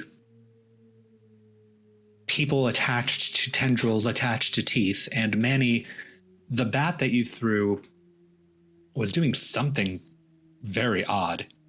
You don't think that came from the sporting goods store that you bought it from? I don't think the sporting goods store equips bats with flashbangs. Typically not. Not in your part of town, at least. Maybe it's one of those like weird nerdy folklore things. I dated this guy once. He was really into this game. It was called Dungeons and Dragons. I did not understand a single thing about it. But there were these little fairy people in it called the Fae. And apparently in the game, you could slip in and out of their world. So maybe like it's something like that. Maybe we just like slipped in and out of something. Well, wouldn't that be dreadful if we were in a game with Fae and unseen entities controlling us all? If I may apply a bit of science to your theory, Miss Imogen. If you're familiar with Stephen Hawking's, rest his soul, he had the theory of quantum universes. There's one world for another. For every event, a butterfly wing flaps. Something like the different Marvel occurs. Cinematic Universe. Okay, yeah. Yeah, I know what that is. Yes. From behind you, you all hear a very unexpected and strange sound. It's a sort of paper crumpling sound. Did any of you hear that? And then the small voice, followed by some scribbling sounds. Butterfly wings cause chaos. Ooh, interesting. Kurt? And sitting on one of the severed wings of an airplane is a small figure, possibly a boy, possibly just a small adult, wearing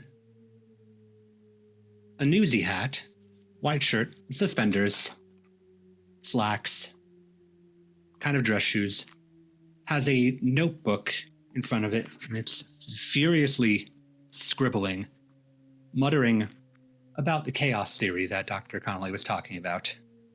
Just one thing influences another thing. Yes. That's going to be an interesting story. Hey, Doc, is this a friend of yours? I don't work in pediatrics. Hi there. Would you mind telling us how... Firstly, how about you get off that plane wing? That could be very dangerous. You might fall. We wouldn't want that. The person stops writing and looks up with another sound, and the face under this hat, well, you figured out where the sound is coming from. It's as if a sheet of paper got balled up into roughly the shape of a head and just placed onto the body of a teenager, we'll call it. As it tilts its head, the paper shifts and moves. As it seems to look at you quizzically, there's no eyes to speak of. It goes, I am perfectly fine up here, thank you very much. Please don't let me interrupt you. Continue. This is fascinating stuff, and it's going to make an amazing, amazing story for tomorrow. Oh, you write for a newspaper. My friends and I here are a bit new to town. Can you tell us the name of your particular gazette? Well, it's the only paper in all of Mad City. It's the one that everybody reads. So obviously you're new in town, and he's writing as he's saying all of this. Did you say it's great to have some guests. Mad City? Is that like Mad Libs? What's that? Is that something I should be looking into? Probably not. So we Oh, have we can't 1, hear 2, you 3, there. 4.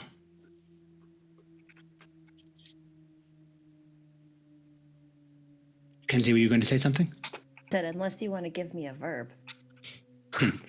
Punch. Run? So we have 1, 2, 3, 4 individuals who are brand new to Mad City, bringing with them loads of chaos, influencing everything around them.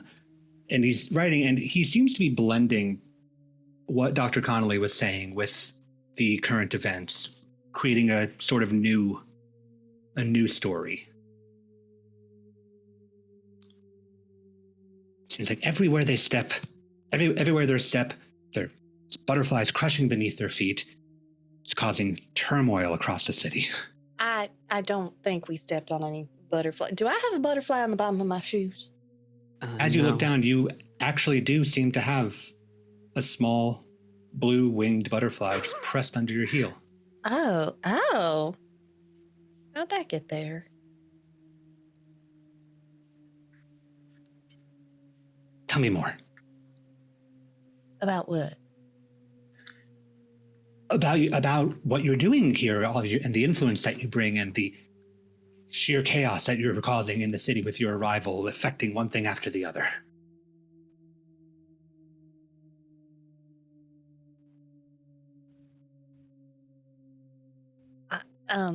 Don't be shy, don't be shy. He looks back and forth to all of you, the paper crinkling as he looks.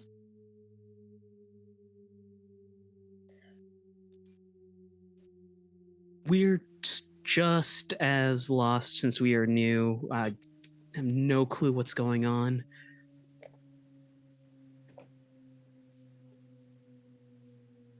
Huh. That's not quite as interesting. There was a giant anglerfish over there. Newcomers bring anglerfish to Mad City. The rooftop seems to go on for forever. Well, that's normal, and he just keeps writing. Oh, okay. I'm glad that's the normal thing. Well, young man, I would love to assist in your news story. Truly, I do. I dated a journalist once. I've always been a proponent of free speech, but I must ask you, we're trying to get out of here. Mistaken, you see. All of us, one way or another, stepped through a door and ended up here. We did not mean to. I have a shift at Memorial Hospital. I'm very busy. I'm the only doctor on the floor. I need to be back as soon as possible. Gotcha. So being on the roof, not going to be helpful towards your mission here. Yes. Newcomers aiming to visit.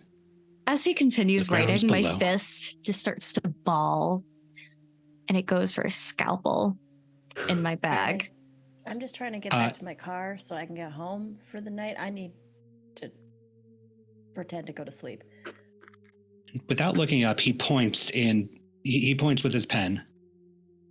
One door, diagonal distance over to the right, and another one much, much further down. That door right over there should take you down through the high school, and that door all the way down there will take you down through the District 13 office.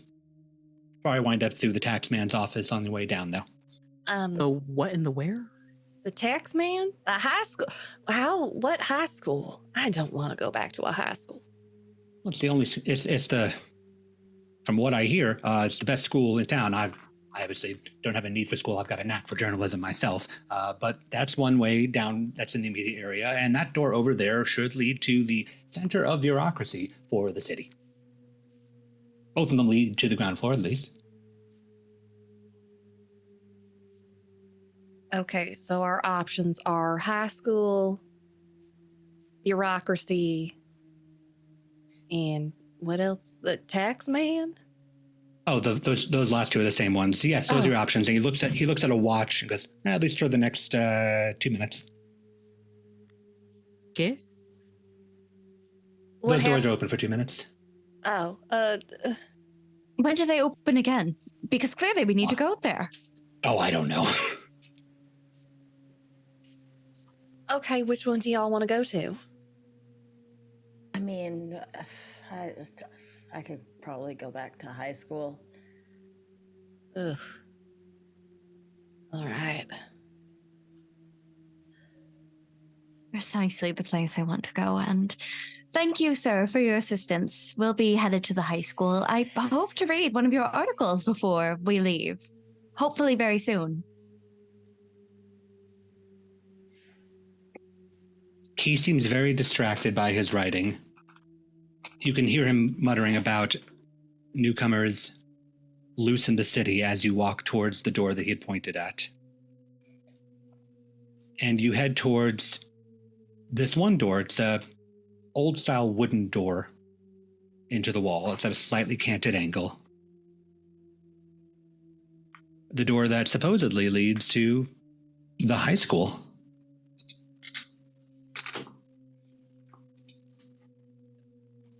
What do you do?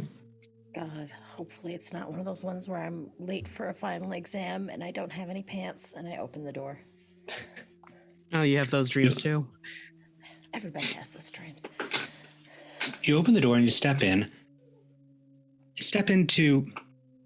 It doesn't seem to be a modern style high school. There are lockers here and there, whatnot, but it almost looks like a historic college or a finishing school inside by comparison. Everything is a very fine wood.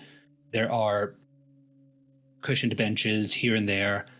You can hear some movement around down hallways. It's got sort of a dim sodium light feel in here, but it certainly does look like a school. Chin up. There might be a principal we could speak to, who might be able to direct us to this office of bureaucracy and this taxman. Did his That was face the look other like door. crumpled up paper to the rest of you? Oh, Yeah. absolutely. He didn't have any eyes. Yeah, or mouth. I was talking. I hope that Stephen Hawking is burning in whatever hell exists. Anywho, we should look around.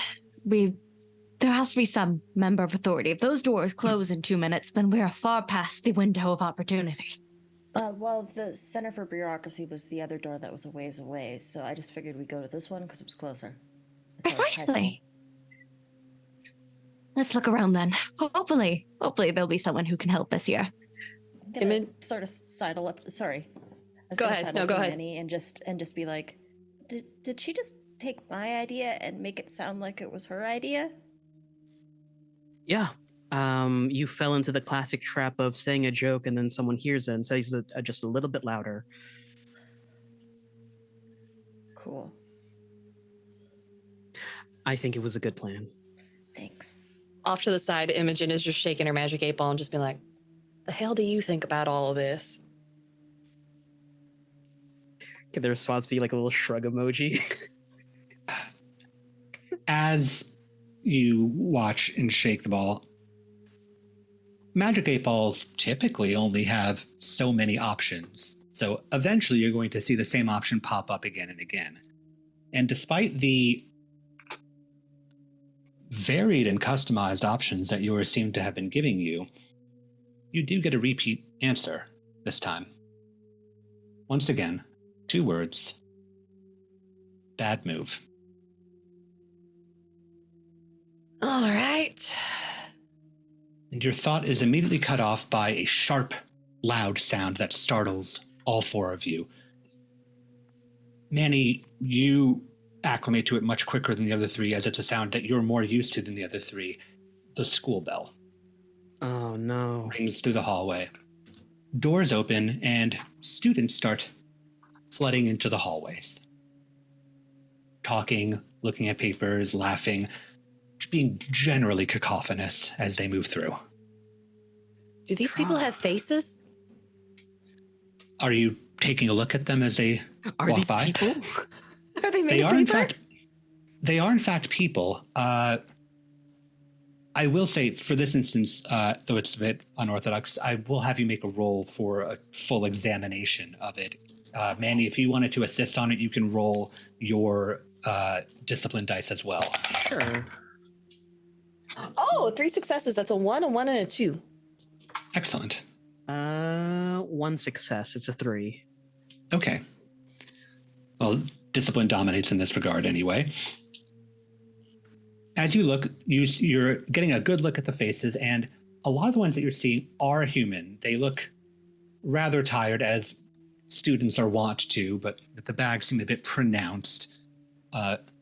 It's the least kempt part of them, as their school uniform is very pristine. Occasionally, you see a person that is slightly off. An additional eye where it shouldn't be. The face is a little bit longer. Things seem kind of hazy on one of them. One you have a bit of a trouble justifying it in your mind, but it almost looks like a Picasso on this one student's face. You also notice, while there are some male students here, it seems to be overwhelmingly female presenting. Well, takes me back to Catholic school. Happy memories. And the more that you stand and observe people, the more that they start to notice you. Not anything in particular, but they're like, some will look at you strangely as they walk by, and there's hushed whispers as they walk a bit faster. You're definitely being noticed, as the four of you are not in uniform. Let's try to, find an exit out of here. Yeah, good idea. Creepy kids. Are you following the crowd or going somewhere else? Is there a clock anywhere in this hallway? A bit further down, yes. Can I see the time, or is it like the Nightmare Before Christmas Spiral Hill wonky arms? It looks like it's about 20 minutes to 13. Well, I think we might want to try to blend in. It's been a few years since any of us have been in a high school, so I think we should just follow the crowd. I wouldn't know. Shorter and in uniform. We're not. Right. Maybe we should just try and find the exit. Yeah. As you stand and discuss, you hear it high-pitched behind you. Hello? As you turn, a handful of students still wandering, going to their lockers, going to different classrooms. You see a woman who appears to be about your age standing in a more formal-looking version of the school uniform. This one's obviously for adults and not for students. She's standing with a long, sharp face. The features are very pointed. If you didn't know any better, you'd almost call them sinister, but how can a nose and cheekbones be sinister, right? Impossibly straight black hair. She is standing with her hands clasped in front of her, eyeballing the four of you. I don't believe I have seen any of you in the hallways before of our dear school. Are you lost? We could use direction, yes, particularly out of this mad city. So, Dr. Diana Conley, by the way, MD. Well, Miss Doctor, it is a pleasure to have you in our school. If you're looking to advance onward, then you've come to the right place. But we'll have to get you squared away with administration first, if you're going to be lingering around in our hallways. But if you'd like to come with me down this way, Mother Wen is just one floor down and further up ahead. Mother who? Wen, not who. No. Where? Down the hall, downstairs. What? Please, no need to dally. And she gestures. Why? Right, we get our visitor badges, and then we leave, and we can all return to our lives and pretend that we have never seen each other's faces. All right. And she begins walking towards the four of you as if to usher you forward, whether or not you're going to. Do you? What's the play here? I think we have to go with her.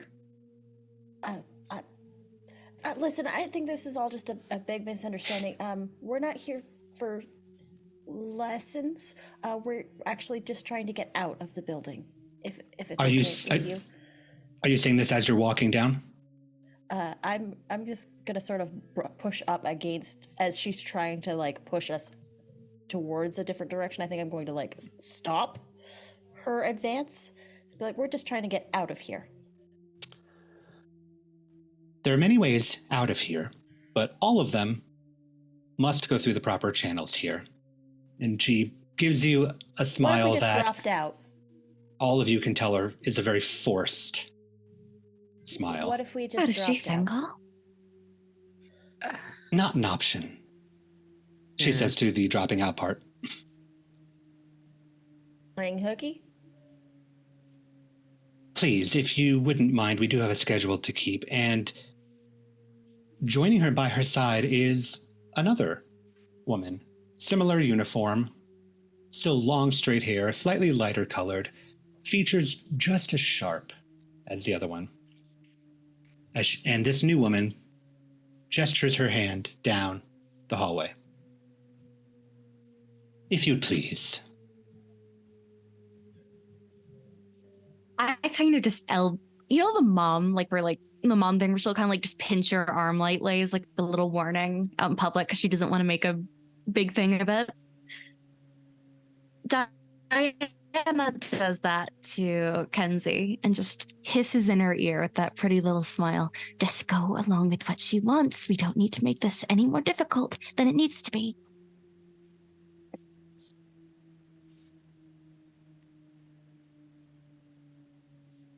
Thanks so far. The two women begin to walk forward now together. It pushes back on you, Kenzie, to a bit where it actually stumbles you back a little bit from your holding your ground stance as they continue to gesture forward down the hall. The forced smiles still locked onto the face. Fine. And I'm gonna start moving. And the four of you walk, hearing the heels clicking behind you as you go in the direction that was indicated to you, which is be down the hall, then downstairs, and then a bit further down the hall, passing classrooms where you can hear sounds of individuals inside. It sounds like lessons going on. Occasionally you hear something that sounds a bit strange. Manny, it sounds a little more familiar to you as it was a similar sound to what pulled you into this location in the first place, but it seems to pass the choked crying as you pass the room and continues onward into more lessons. It's just eyes wide as they pass by the room. Whoever's next to them just hears, no, not the crying again. Who's crying? Someone in one of the rooms. It was one of the figures that got absorbed by the anglerfish was doing when I found them. Oh. Forced smile, talking through grit teeth. Was it a friend? For what it's worth, Manny, it doesn't quite sound like the same crying, but it is crying.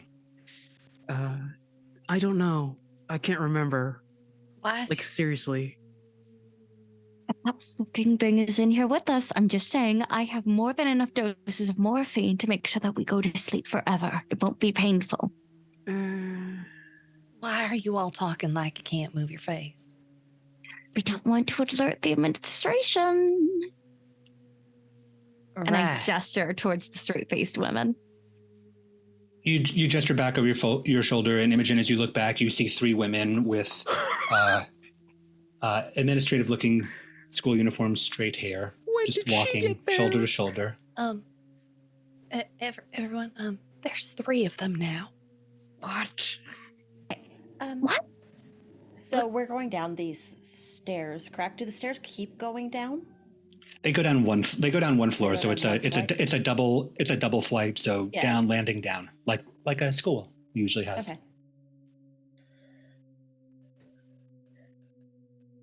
Okay. Here's the deal. They want us to go towards this administrator's office, which is down a ways. Mhm.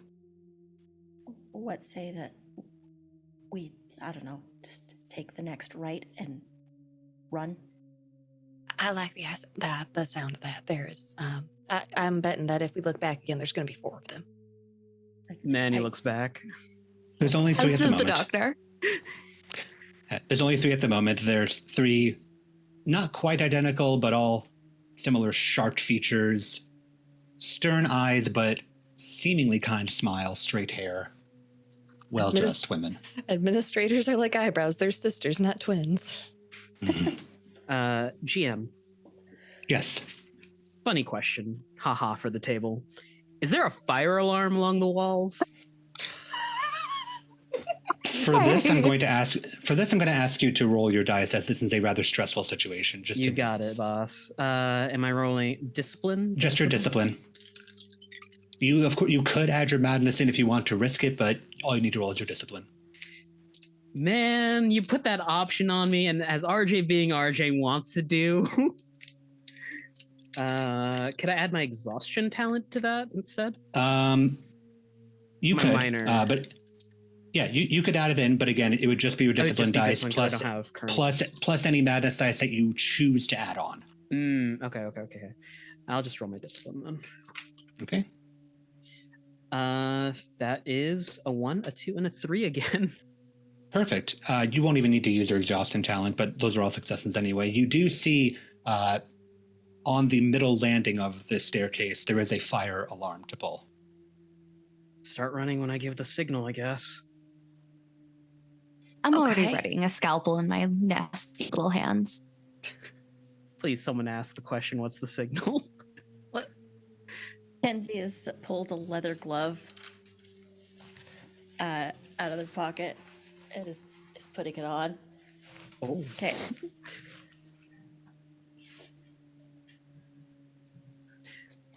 As they pass by it, Manny just reaches out and ding!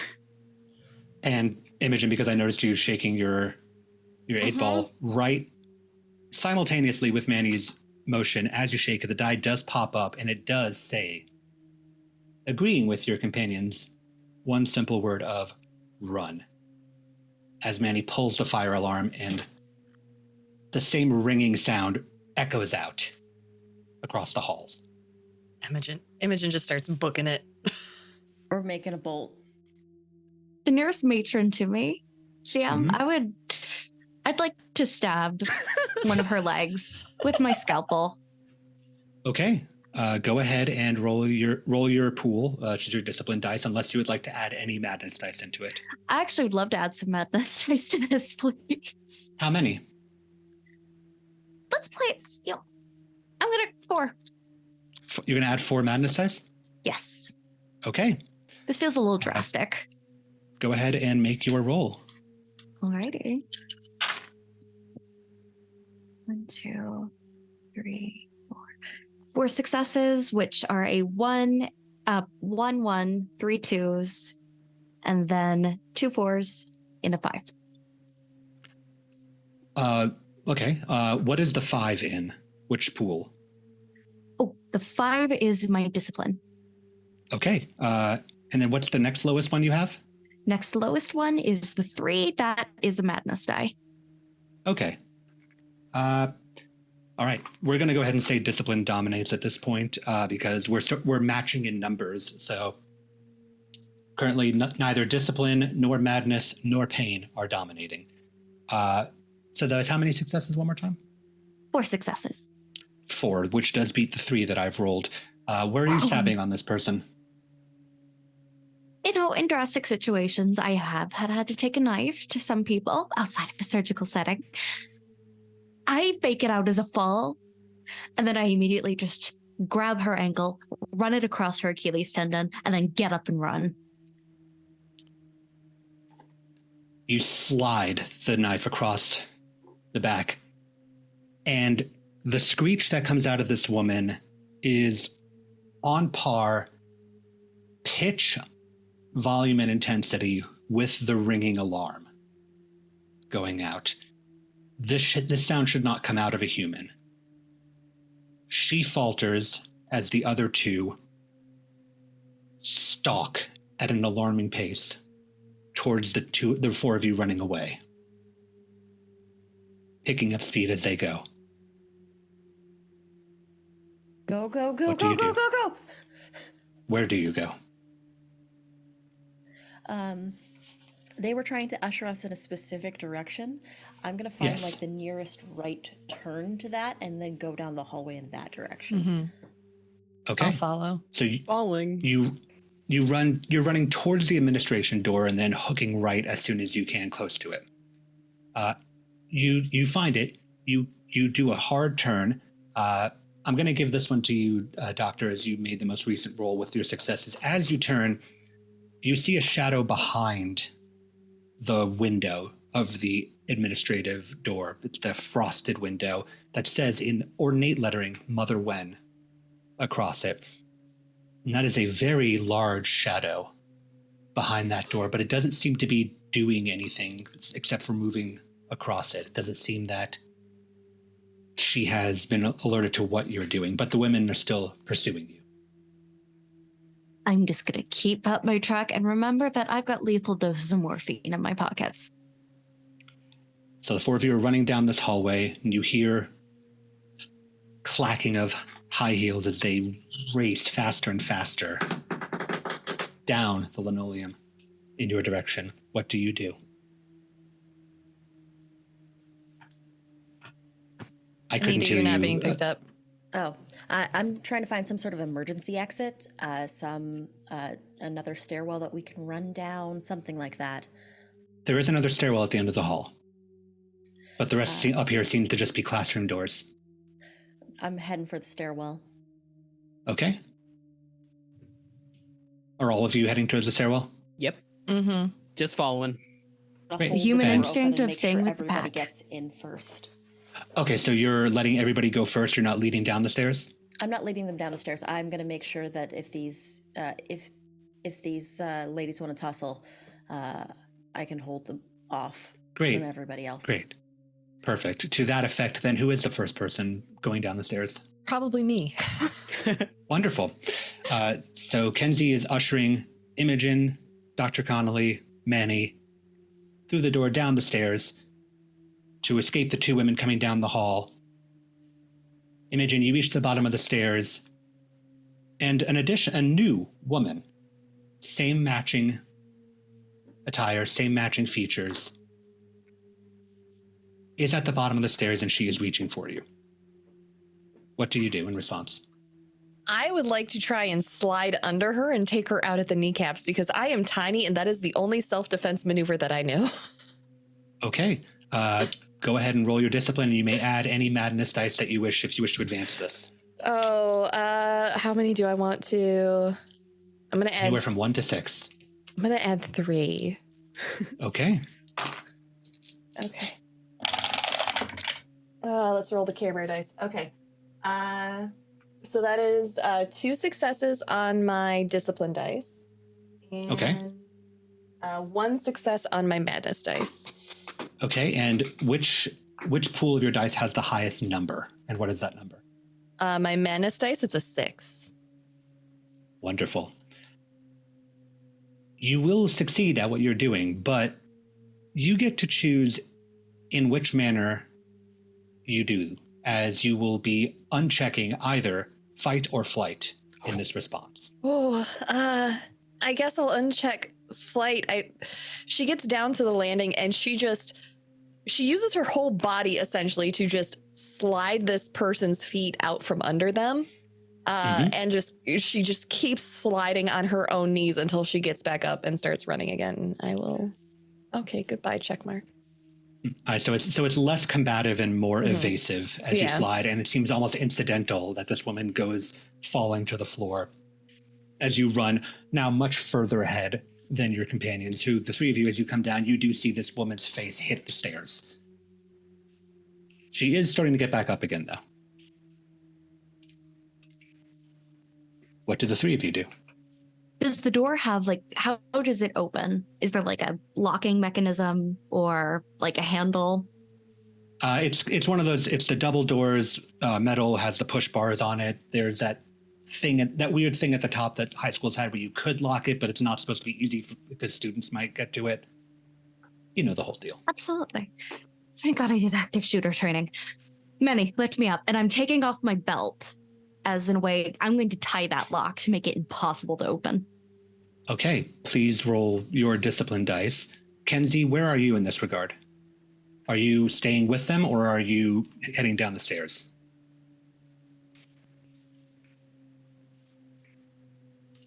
Also, can I add madness dice to this as a treat? Yes. How many would you like to add? Tris. Okay. So, Kenzie, while Dr. Connolly is rolling, where are you in regards to all of this? Kenzie is making sure that everybody is going down the stairs. Oh, well, two of them are standing at the doorway to the stairs trying to lock it. Lock the one that's coming down. The one that you all just came through. Okay. I'm just going to be like, we got to run. Just keep going.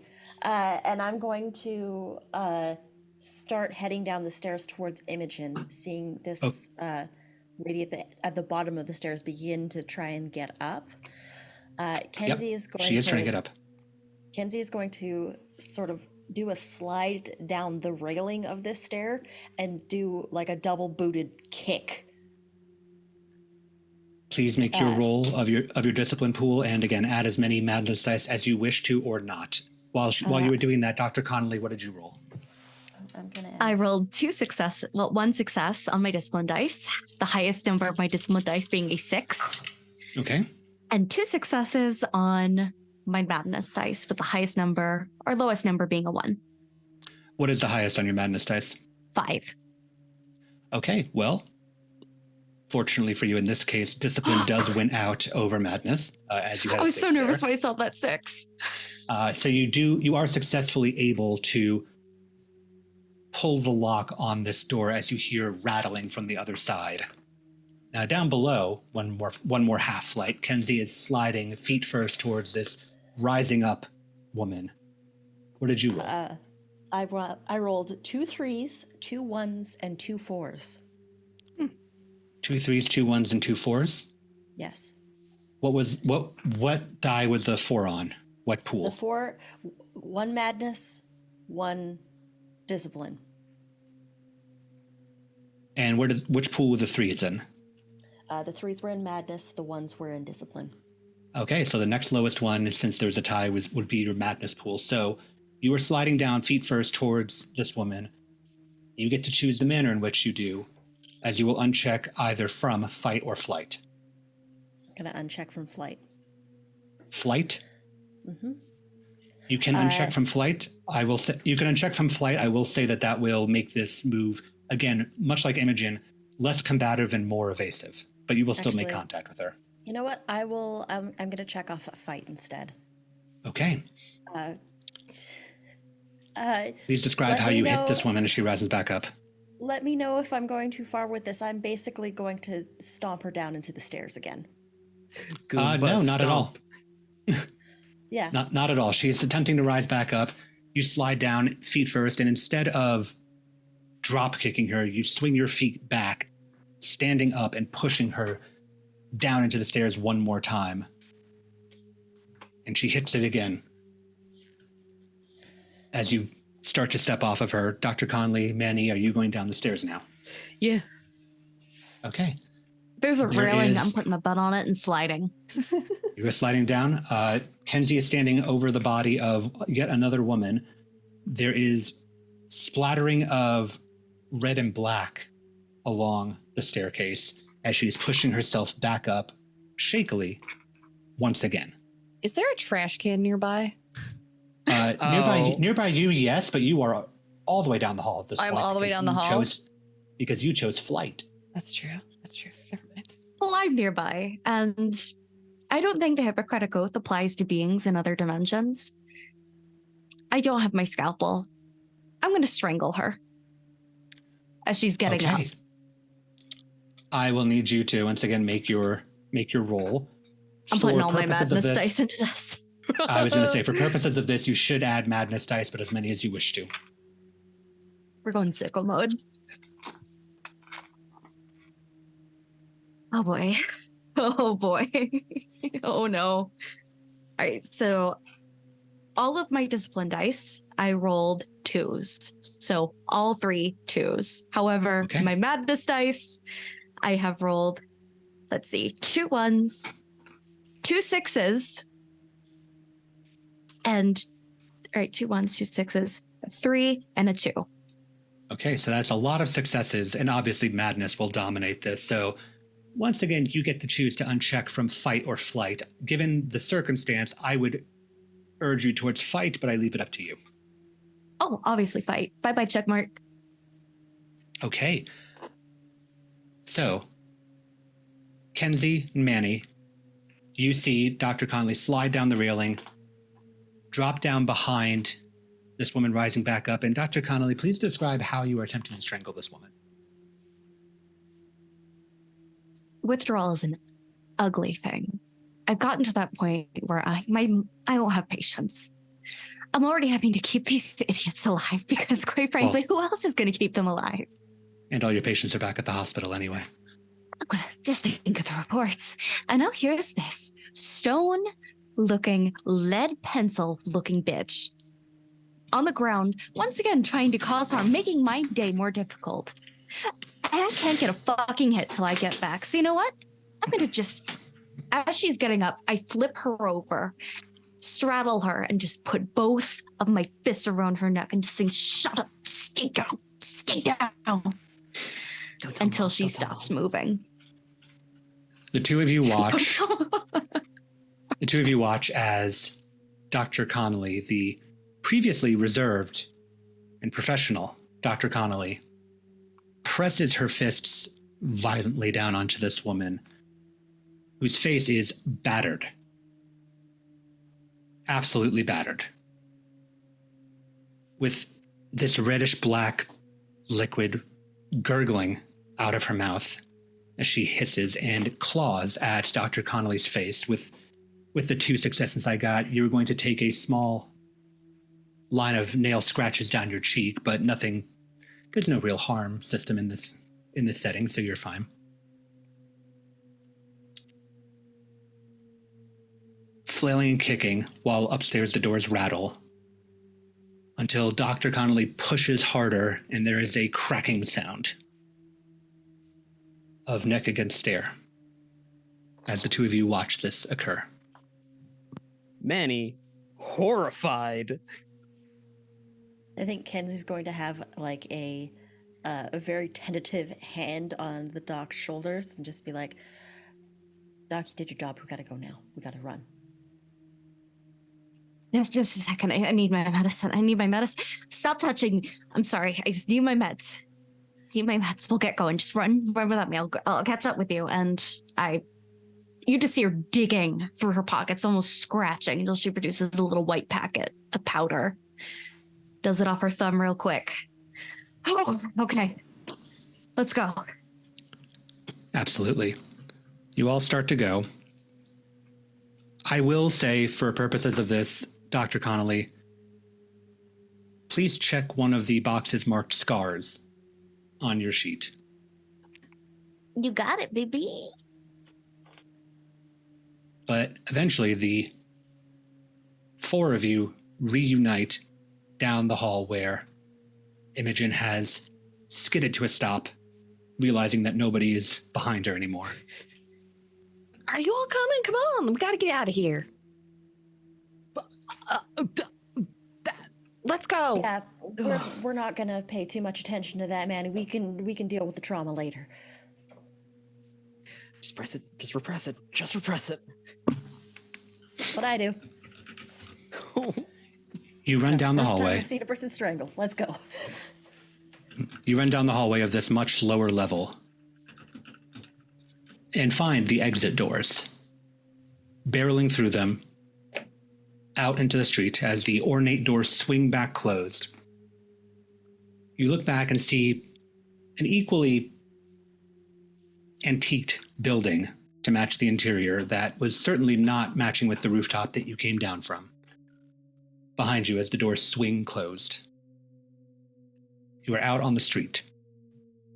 You can see the many buildings at ground level finally. You can see the fog that lingers overhead, semi-obscuring the sky, but it drifts down through the alleys, across the street as well. Not a full dense fog, but just enough of a haze to wash over. Do I recognize any of the streets that we're on? No. We gotta get out of here. All right, what do we do? Just pick a direction and start walking? I'm just going to wipe a bit of blood from my nose. That's our only choice. It's better than being in there by any regard.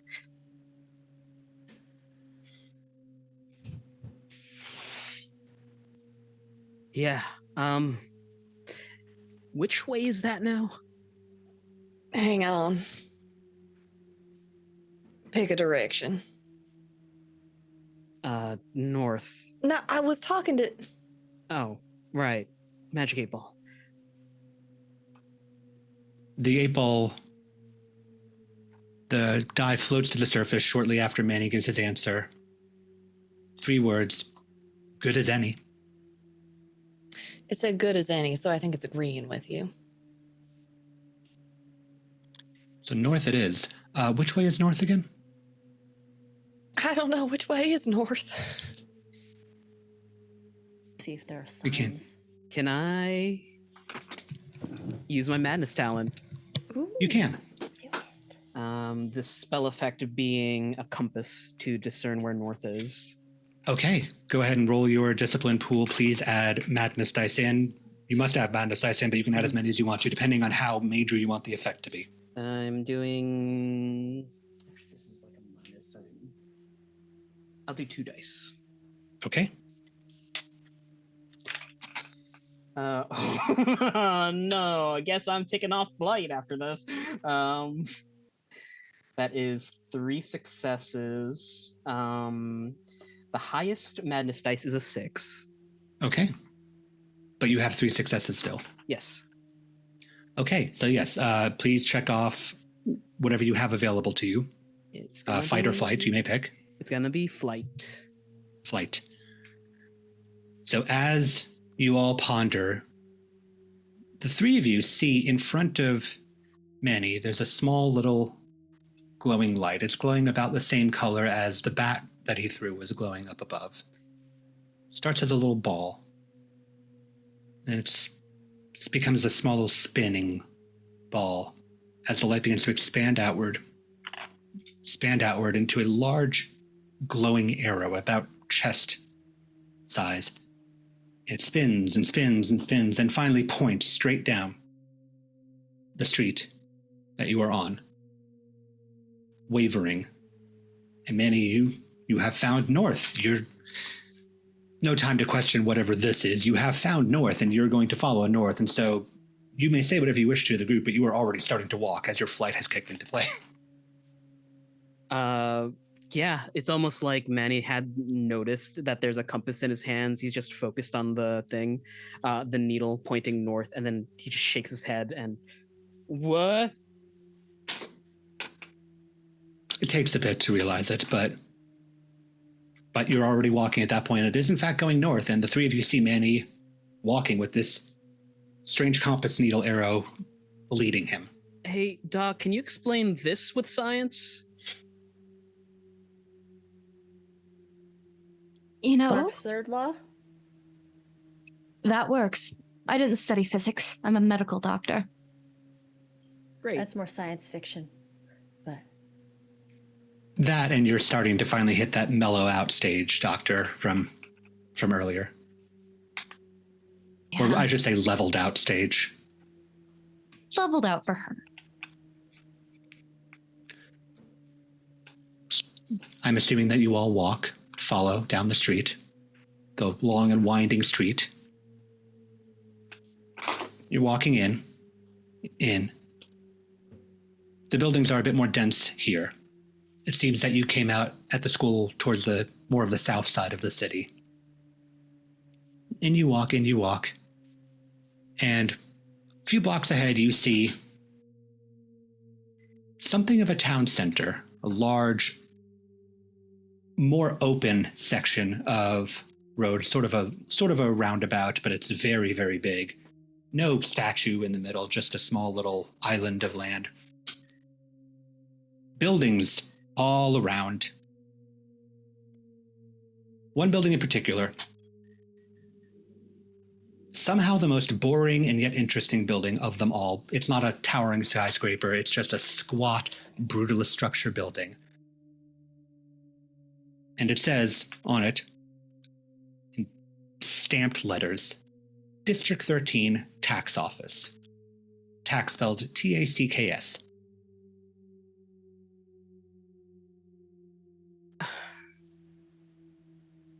Well, this doesn't seem right. The arrow is still pointing through the town center for what it's worth. Think this as those into psychedelics would say. This is a sign from the universe to go forward. So go forward. Go on, you can do it. And I just kind of like shove him lightly behind his shoulders. Then again, people underneath the influence of psychedelics would go, trippy, man. Or groovy, something along those lines. That's if you pick up a shotgun. Kenzie, Imogen, what do you think about all this? Doc, you said you wanted to see the tax man and the bureaucracy. I think we found it. But That Manny you Golden did. Light says it says past it. Manny? It does. It seems to be pointing. Sorry. It's pointing north. Like Okay. the building is the building is dead across. Like you go down a couple blocks into the town center, and the building is dead ahead. So it looks like the arrow is pointing at the building, but it's kind of wavering. So it could be at the building, through the building, past the It- building. It might be just past the building. Maybe we can go around before going in. Okay.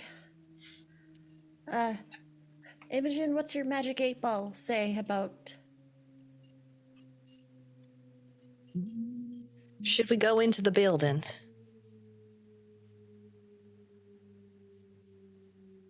The ball shakes. The die bobs,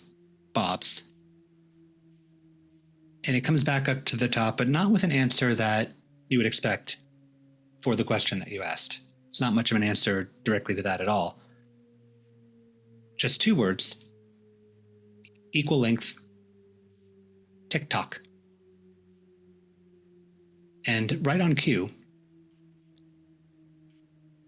another loud sound rings out in the open air. A chiming, followed by a gonging. And as you look, it is the town center clock, gonging once, twice, 3 times. It seems to reverberate throughout the entire city, further down than you'd expect a clock right here to. 7, 8, 9 times. And you hear a noise from behind you, semi-cacophonous, growing closer and louder. Sounds like slamming. 11, 12, 13 chimes. At the end of the 13th chimes, you see the source of the sound as any open door nearby you slams shut in a wave, going south to north. Fun. Every door slams shut, and all at once, you hear a simultaneous click of a lock. And this is where we're going to leave our four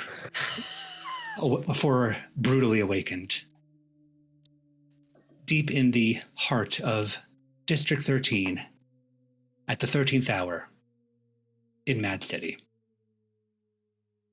Is this what it normally feels like when I do this to you guys? Yeah. Ugh. I'd like to thank you all for watching. I'd like to thank you all for tuning in. I'd like to thank you, all 4 of you, for coming with me on this adventure and playing along. I'm going to go ahead and kick off the outros. I'll start with me and go in reverse so we end on Sarah so we can come back into channel stuff at the end. I'm Zachary Vaudo. You can find me on Twitter at YepItZach, on Blue Sky and Spotify as SneakerNet. I make music. A lot of it gets used on this channel and other channels. I like to run games occasionally. I haven't run a game in about a little over a year. The last one I ran was this game in a different group setting, so I'm very excited to run it again. The charity that I usually represent on this channel is Brighten the Day, which was put together by my friends in memory of their late child who was prematurely born. Brighten the Day helps the local Emory Johns Creek Natal Intensive Care Unit. NICUs are horrifically underfunded for the incredible work that they do, and these friends wanted to help them get the resources that they need. There will be an event next month of the formal Brighten the Day. Follow me on Twitter, Gehenna Gaming on Twitter, them on Twitter for more details. And you can always find me here every Thursday. Let's go over to Anita. Hello, everybody. I have been Kenzie Pierce. I continue to be Anita. You can find me at Panita on Twitter, or for as long as that hell site is around, or you can find me on the Critical Misses channel, because I am the founder and channel runner of that. And you can find me every Saturday for Morning Ritual, which is a TTRPG talk show. And our guest this week is the lovely Amelia Tyler, who's the narrator from Baldur's Gate 3. So we get to talk with her.